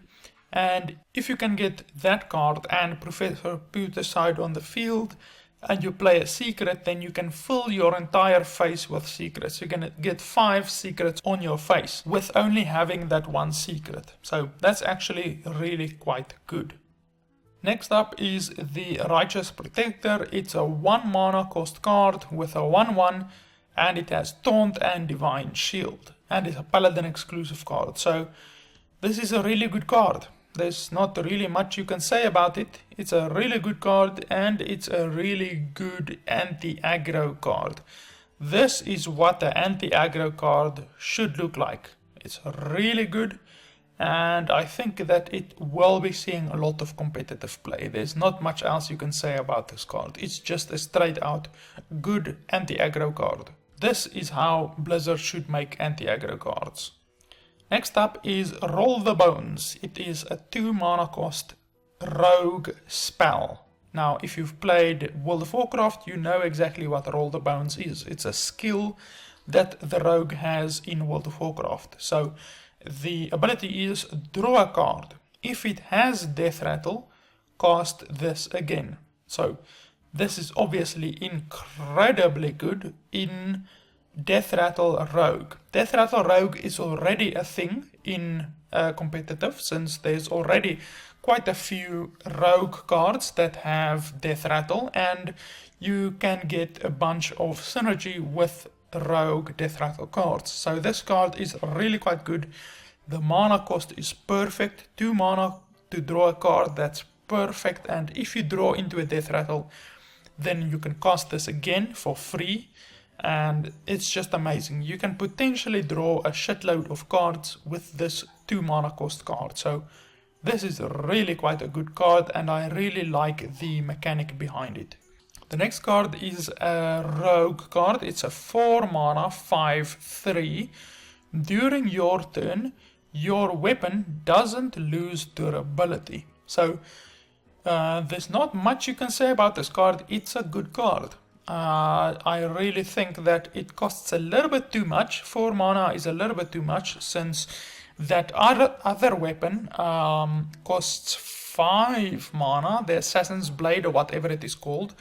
So you play that card and then you play this card, then you're basically out of mana. But it's possible to play that Assassin's Blade on the previous turn and then just the next turn play this card. So it's pretty good.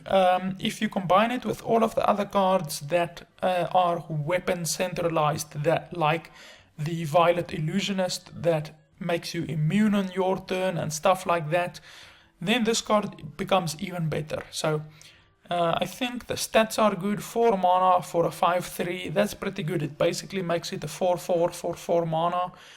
And yeah, I think the ability is pretty good. So yeah, I definitely don't have any complaints about this card. It's a pretty good card, even though I don't think that it will be seeing a lot of competitive play. Next up is the Sanguine Reveler. I really like this card art. It is a Warlock card. It's a 1/1 for 1 mana. Battle Cry, destroy a friendly minion and gain 2/2. So it's a pretty basic card and it will be very good in Rush Warlock. In Rush Warlock you have a lot of small little minions that you are able to sacrifice, and this minion then just gobbles that other minion up and then it becomes a 3/3. So I really think this card is pretty good, but only in a Rush Warlock. I probably won't see any play in some of the other Warlock decks, like Hand Warlock or anything like that. Next up is Shadow Blade. It's a 3 mana, 3/2 weapon, and it's a rogue only weapon. A battle cry, your hero is immune this turn. So, only on the turn that you played this card will your immunity be active. So if you attack with this card, end your turn, and then on your next turn you will not have immunity. You only have immunity on this turn, but you can potentially combine this card with other stuff, because it's not only immunity when you attack. As soon as you play this card, you are immune for your entire turn. So if you happen to have the Warlock hero power, you can life tap and you won't take damage. Or if you can play that other bomber card and you won't take damage on your hero or anything like that. So it's really quite useful in that aspect, but you can also on that turn attack an enemy and you will not take any damage. So overall it's a really good weapon, and I do think that it will be seeing some play in ranked, especially since, in my opinion, there's not really any other currently viable rogue weapons. Like, out of all of the rogue weapons, except the one that you use on your hero power obviously, but out of all of the other rogue weapons, there's not really any competitively viable ones. So I think this is really the first competitively viable rogue weapon in the game so far. Next up is a mage only epic card that costs 3 mana and it's a spell. Copy the lowest cost minion in your hand. So it creates a copy of that minion in your hand. It doesn't add it to the battlefield, it just creates a copy. So for instance, if you have Archmage Antonidas in your hand, and only Archmage Antonidas, and you play this card, then you will have 2 Archmage Antonidases. Alternatively, if you have a bunch of cards in your hand, then obviously it will copy only the lowest cost card. So I think this card is very good, but only in a late game mage. So in a late game mage there are certain cards and you can play your deck in a certain way as to ensure that you have your most powerful card or your most ideal minion in your hand, and only that minion, so that you can then play this card and get double of that minion. So overall it's a pretty good card. If you play it correctly, then you could potentially have 3 Archmage Antonidases in your hand by the turn that you want to play Archmage Antonidas, even though that is very unlikely, to be honest. So overall, I don't think the card is very good, and I don't think that it will be seeing competitive play.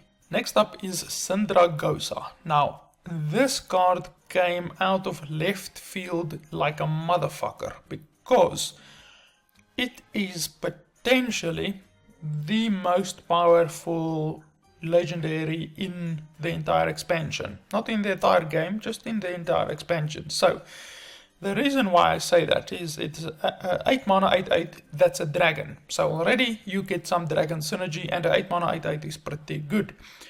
The battle cry is extremely good. It summons two 0-1 frozen champions.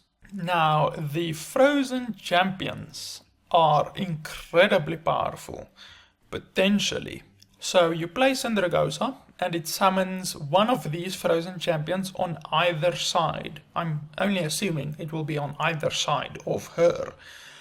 Then, as you can see, the death rattle of the frozen champions is add a random legendary minion to your hand. So the thing about these frozen champions is that they cannot attack, but you need to remember that you are a mage. So you can just shoot your frozen champions to death so that they die, and then you get a random legendary minion. So when you play Syndragosa, it essentially adds two legendary minions to your hand. And in addition to that, if you can potentially get that other Death Speaker woman onto the field and then play Syndragosa, then holy shit, you will get 4 legendaries from Syndragosa. So that's really quite cool, and I really like the card design. Like,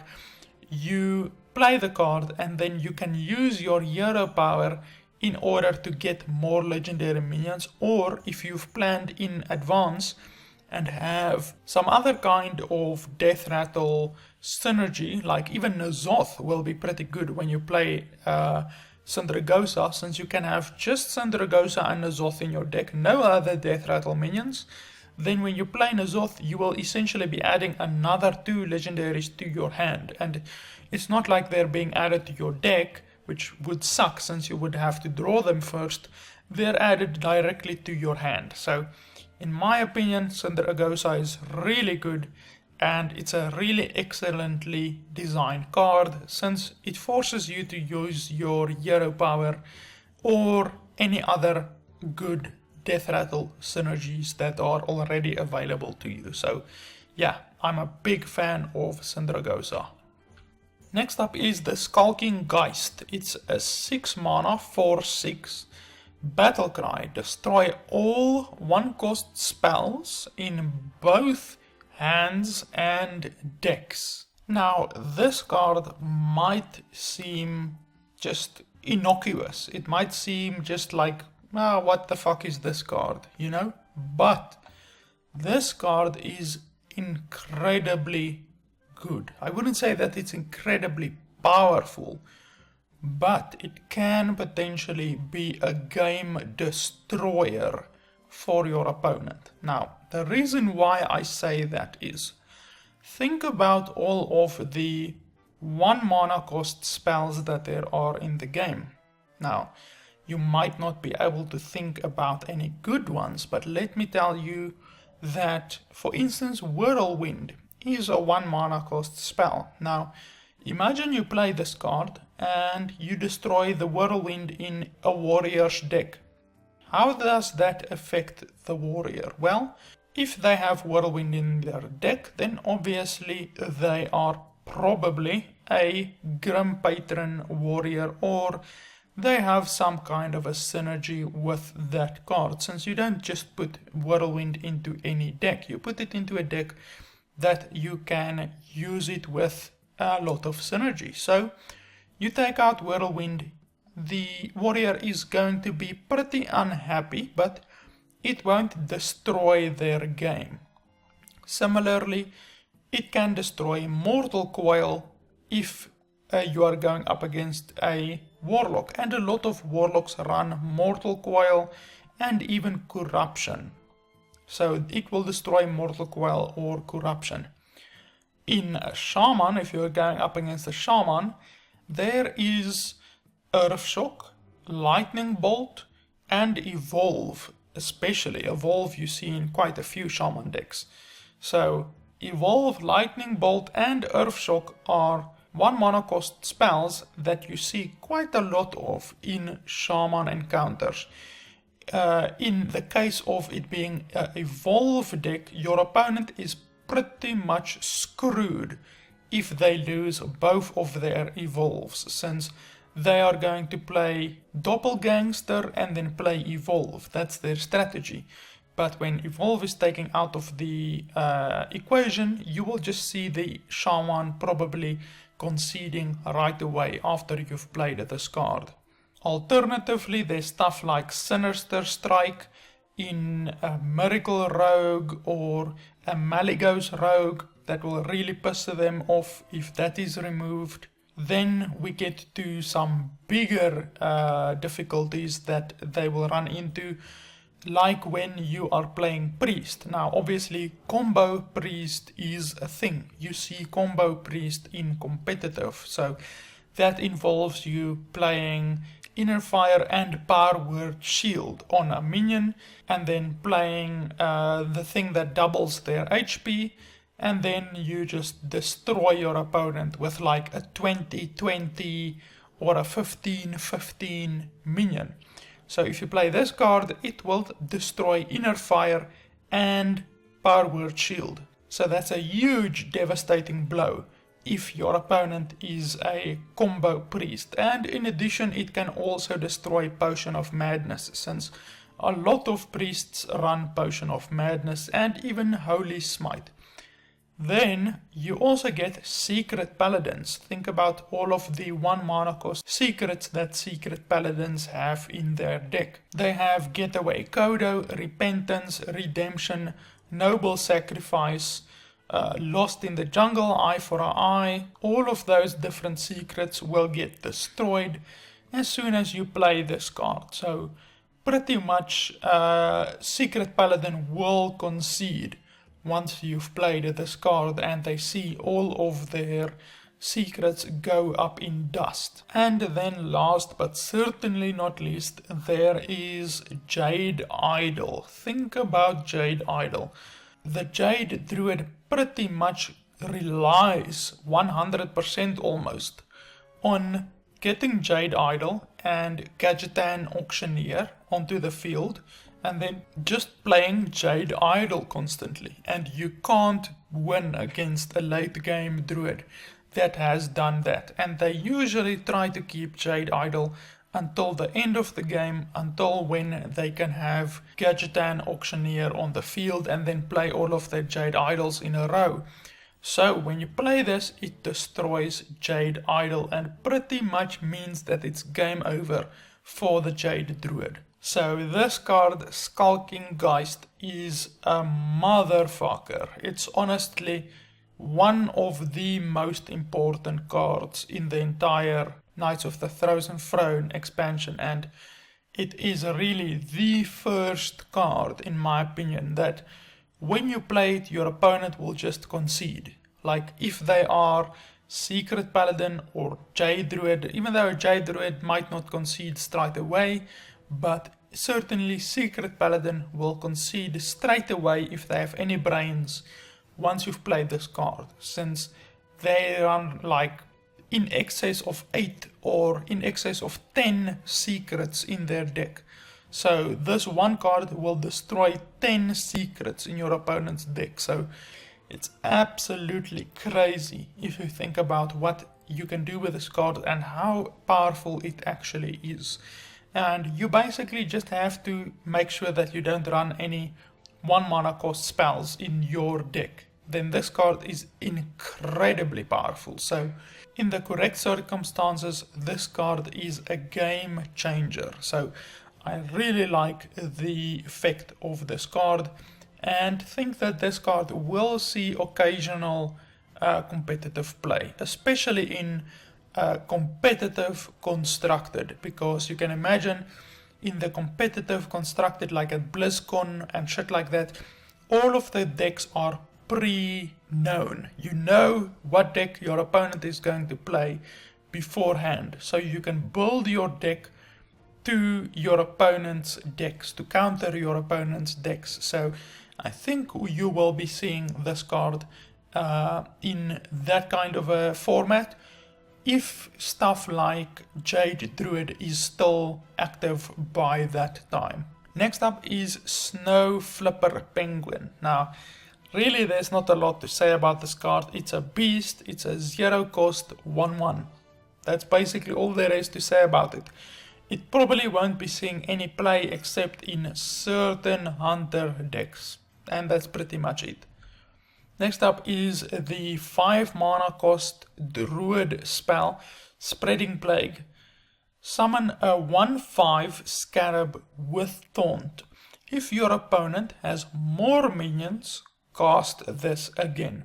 So, if your opponent has 7 minions on the field and you play this card, then you will get 7 1/5 scarabs with taunt. So this is, in my opinion, a pretty good anti-aggro card. This is how an anti-aggro card should be designed, because by turn 5, if you're not dead yet, because sometimes you are dead by turn 5 if you're going up against a Rush Pirate Warrior, then you play this card and you summon a bunch of 1/5 scarabs with taunt. So that, in my opinion, is pretty good. The fact that they are 1/5 doesn't help a huge amount, but it certainly will help a lot against a Rush Warrior or a Rush Rogue. So yeah, this is how you should design an anti-aggro card, and once again, as I said at the very beginning, this is one of the class cards that every class got. Basically every class got one of these cards that is made in an attempt to stop aggro, and this card is actually pretty good. It might be the best one so far that we've seen. We've only seen 2 cards so far that are mildly acceptable to being classified as an anti-aggro card. I think this one is the first one that is truly actually a pretty good card. It's not extremely good. You can certainly still lose if you play this card against a Pirate Warrior, but I think it is a pretty good card. I think it's probably the best one so far that we've seen of the anti-aggro cards. And next up is a 3 mana 2/2 hunter card. It's not a beast. It looks like a beast, but it's not a beast. Battle Cry. Discover a copy of a minion in your deck. So when you play this card, you can select out of a discover, so from 3 random cards from your deck, 3 random minions, it's only minions, not spells. You can select one, and that one then gets added to your hand. So as soon as you play this, you basically draw a card of your choice from a discover from your deck and add it to your hand. So it's a really good card. I think this card will be seeing competitive play in almost all hunter decks. It's really quite a good card. Next up is a 5 mana 5/4 Sunborn Valkyr. Battle Cry. Give adjacent minions 2 HP. So the minions on either side of the Valkyr will get 2 HP. So this card is not very good in my opinion, and I don't think it will be seeing any competitive play, to be honest. It's just not good enough. Next up is Thrall the Deathseer. Now this is the Death Knight Shaman card, and it costs 5 mana, so that's good. It's not like the fucking Jaina one that costs 9 mana, and it's actually cheaper than the Deathstalker Rexar one. And the ability is Battle Cry. Transform your minions into random ones that cost 2 more. So this is obviously, as I said previously, it's for the Evolve Shaman. Evolve Shaman is already a relatively successful competitive deck, and we can see here that Blizzard is attempting to make Evolve Shaman even more of a thing. So this Battle Cry is really quite good. You can actually play Doppelgangster onto the field and then play this card on turn 10, and that's a 10 mana combo. And then the 3 Doppelgangsters, which are 5 mana cost minions, will get transformed into 7 mana cost minions. So you are spending 10 mana in order to summon basically 21 mana worth of minions, since you will have 3 7 mana cost minions on your side of the field in a single turn. So that's really, really good, and 7 mana cost is a very powerful mana cost bracket to be in. 8 mana cost is the strongest mana bracket that there is, but 7 mana cost is also a pretty good and a pretty solid amount of mana, since it's stuff like Archmage and Nidus and stuff like that are in the 7 mana cost bracket. So this combo with Doppelgangster is really quite good, and I do think that the Thrall Deathseer Death Knight hero will be seeing a lot of competitive play, and the hero ability is actually really powerful. The hero ability is transform a friendly minion into a random one that costs 1 more. So that's really, really powerful, since each and every turn you can get a new minion of 1 higher cost mana, and you can select the one that you want. So it's not a random one, it's a friendly one, but the guy that it gets transformed into is a random one. So with this, for instance, you have a 4/7 on your side of the field, a 4/7. You attack that into a 5/5, for instance. Then you are left with a 4/2. But then you use this transmute spirit on that 4/2, then that thing gets essentially healed back to full life and gets transformed into a minion that costs 1 more. So that's really quite powerful. It's potentially game ending, because you can transform a 7 mana cost minion into a fucking 8 mana cost minion like a Therian Fordring or something like that. Since it's not limited by class, you can transform a 7 cost minion like the Doppelgangsters into a Therian Fordring. So to be honest, the Thrall Deathseer hero is really powerful, and it has some really powerful combination things that you can do with it, since the Evolve Shaman is already a pretty powerful deck. So yeah, really quite a powerful addition to the Shaman class. Next up is Ticking Abomination. This is a 4 mana 5/6, and the death rattle is deal 5 damage to your minions. So this is a pretty shitty card, in my opinion. It doesn't have taunt, so it's not like the other abominations, because most of the other abominations have taunt, like Sludge Belcher and stuff like that.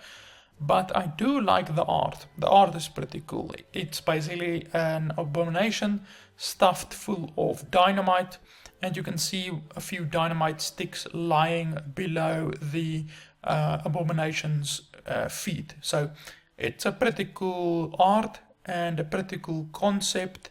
There might be some obscure combinations that you can do with the 5 damage to your own minions, but overall I don't think it's a good card, and it will probably be seeing 0 competitive play. Next up is the Tomb Lurker. It's a 5 mana 5/3.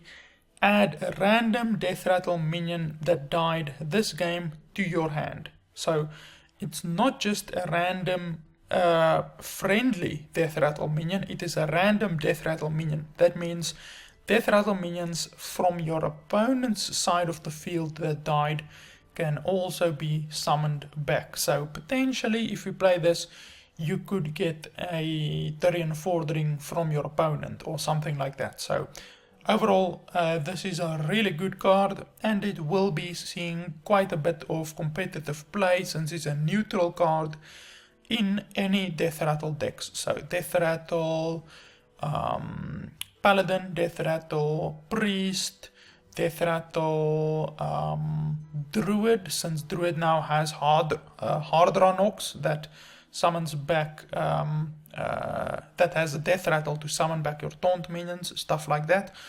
all of that can combo with Tomb Lurker. So I think Tomb Lurker is a very good card, and it will be seeing quite a bit of competitive play in Death Rattle decks, along with N'Zoth. Next up is Treachery. It's a 3 mana Warlock exclusive spell. Choose a friendly minion. Your opponent gains control of it. So this card is very weird. There probably are some combinations that you can do with this thing. Like, for instance, actually you can play Ticking Abomination on your side of the field, and then you can play Treachery on top of it, because your opponent gains control of it. So you play Ticking Abomination on your side of the field, which is 4 mana. Then you play Treachery on top of that, which will be a 7 mana combo. So then your opponent has that thing that can explode on his side of the field, and then you just basically need to kill it. And it does have 6 HP, but this is just one example. There's other examples which you could potentially use to damage your opponent in some way after you've played Treachery. So it's an interesting card, but in my opinion it's not a good card, and I do not think that it will be seeing competitive play outside of some very gimmicky Warlock decks. Next up is Ultimate Infestation. It's a 10 mana Druid card. Deal 5 damage. Draw 5 cards.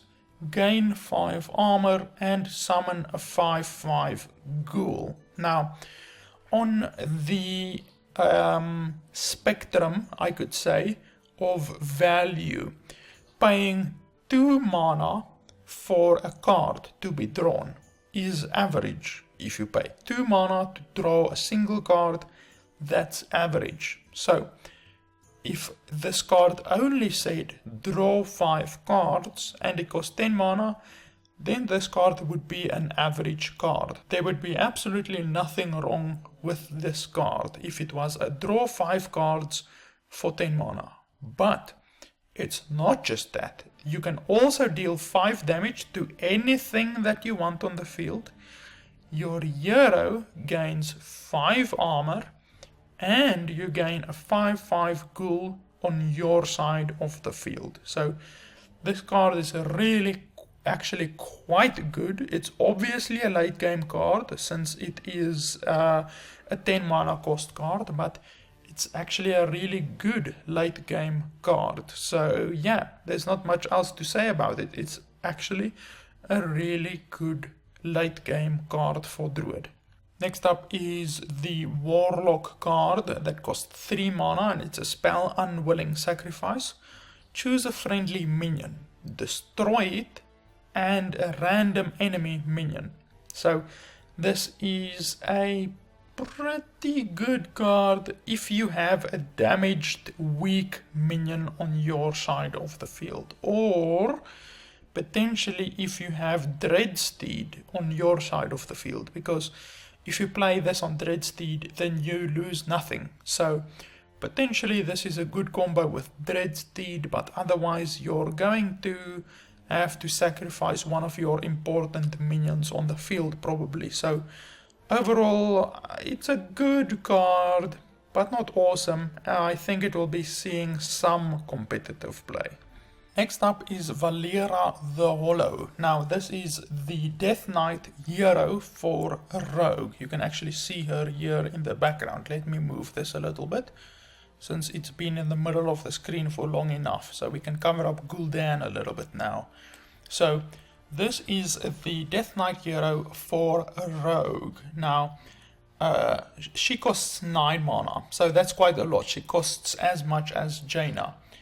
And her battle cry is gain stealth until your next turn. So your hero gains stealth, which means your hero cannot take any damage except from certain obscure cards that deal damage to either both heroes at once or only to your hero. So you are essentially, except under certain very obscure circumstances, you are immune until your next turn, and you gain 5 armor. And then besides that, you gain the hero power, which is Death's Shadow. Now this is a passive hero power, so it's passive, remember. During your turn, add Shadow Reflection to your hand. So each and every turn, a Shadow Reflection will be added to your turn, to your hand at the beginning of your turn. And the Shadow Reflection is this. Each time you play a card, transform this into a copy of it. So it is a little bit confusing maybe. Let's say you have Shadow Reflection in your hand and you play Swashbuckler. Then this card will transform into a Swashbuckler. If you choose to then play this card, then you will play it as a Swashbuckler and it will cost as much as a Swashbuckler.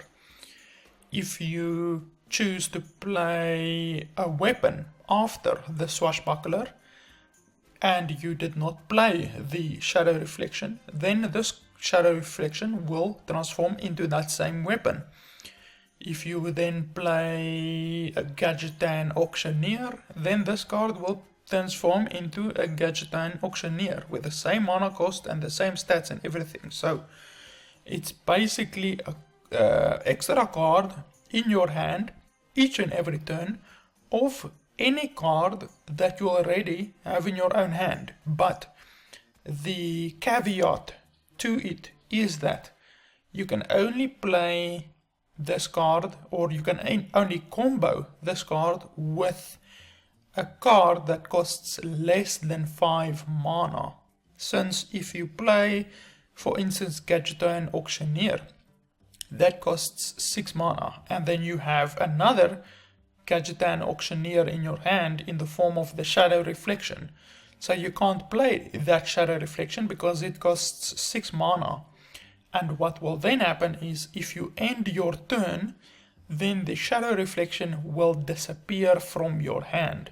So if it was a Gadgetan Auctioneer, it will disappear out of your hand.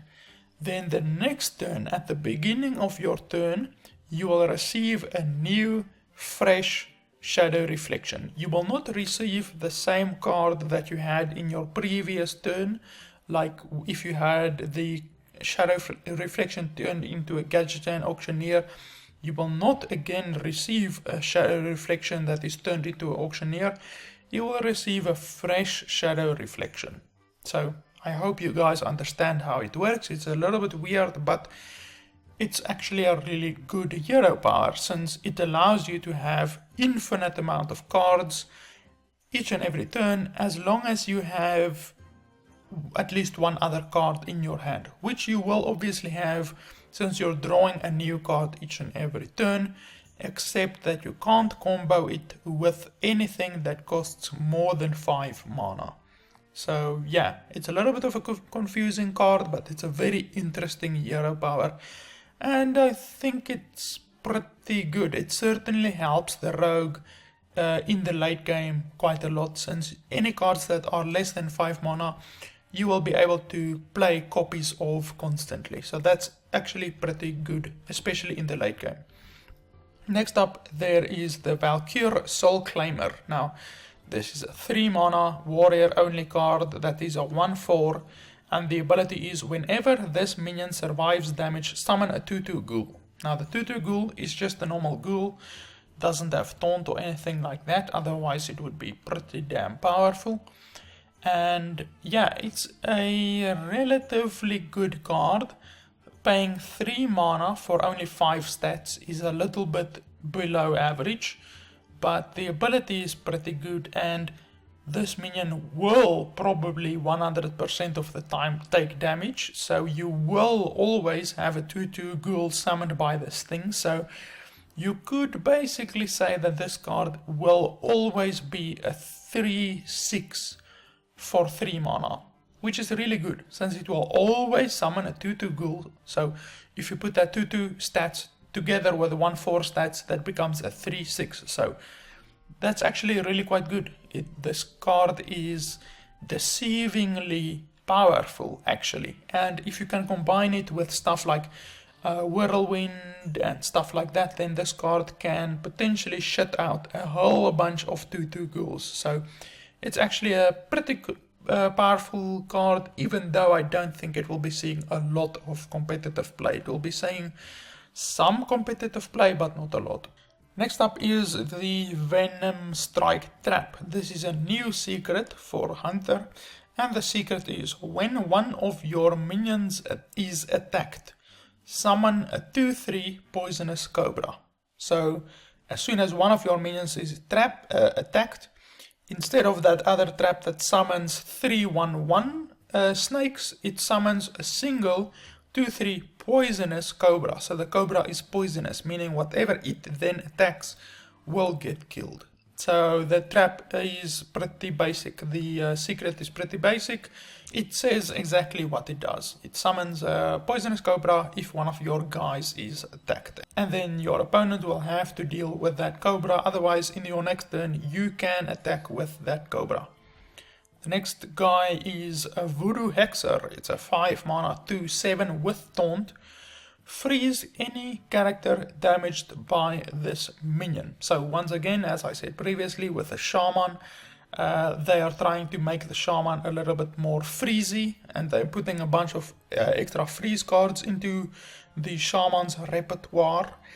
And in addition to that, they are trying to make anti-aggro cards. So this is actually a very good or a fairly good anti-aggro card. It's almost on the border of being very good.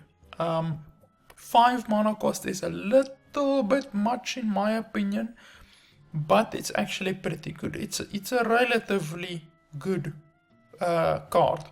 I would have liked it if it was perhaps a 2/8 with 8 HP. That would make it a pretty good card, but at the moment I think it's bordering on being a mildly okay card towards being a good card. I don't think it's a good card quite yet. It's certainly good against anti-aggro, but on 5 mana, as I said previously, you could be dead on turn 5. So this card could be included into your deck and never even see play, since you're going to be dead by turn 5. But yeah, I can see what Blizzard tried here, and it's pretty cool that it is both a freezing synergy card and an anti-aggro card. So Blizzard basically hit 2 birds dead with 1 stone by making this card, since they gave the Shaman extra freezing synergy card and a anti-aggro card in 1 hit.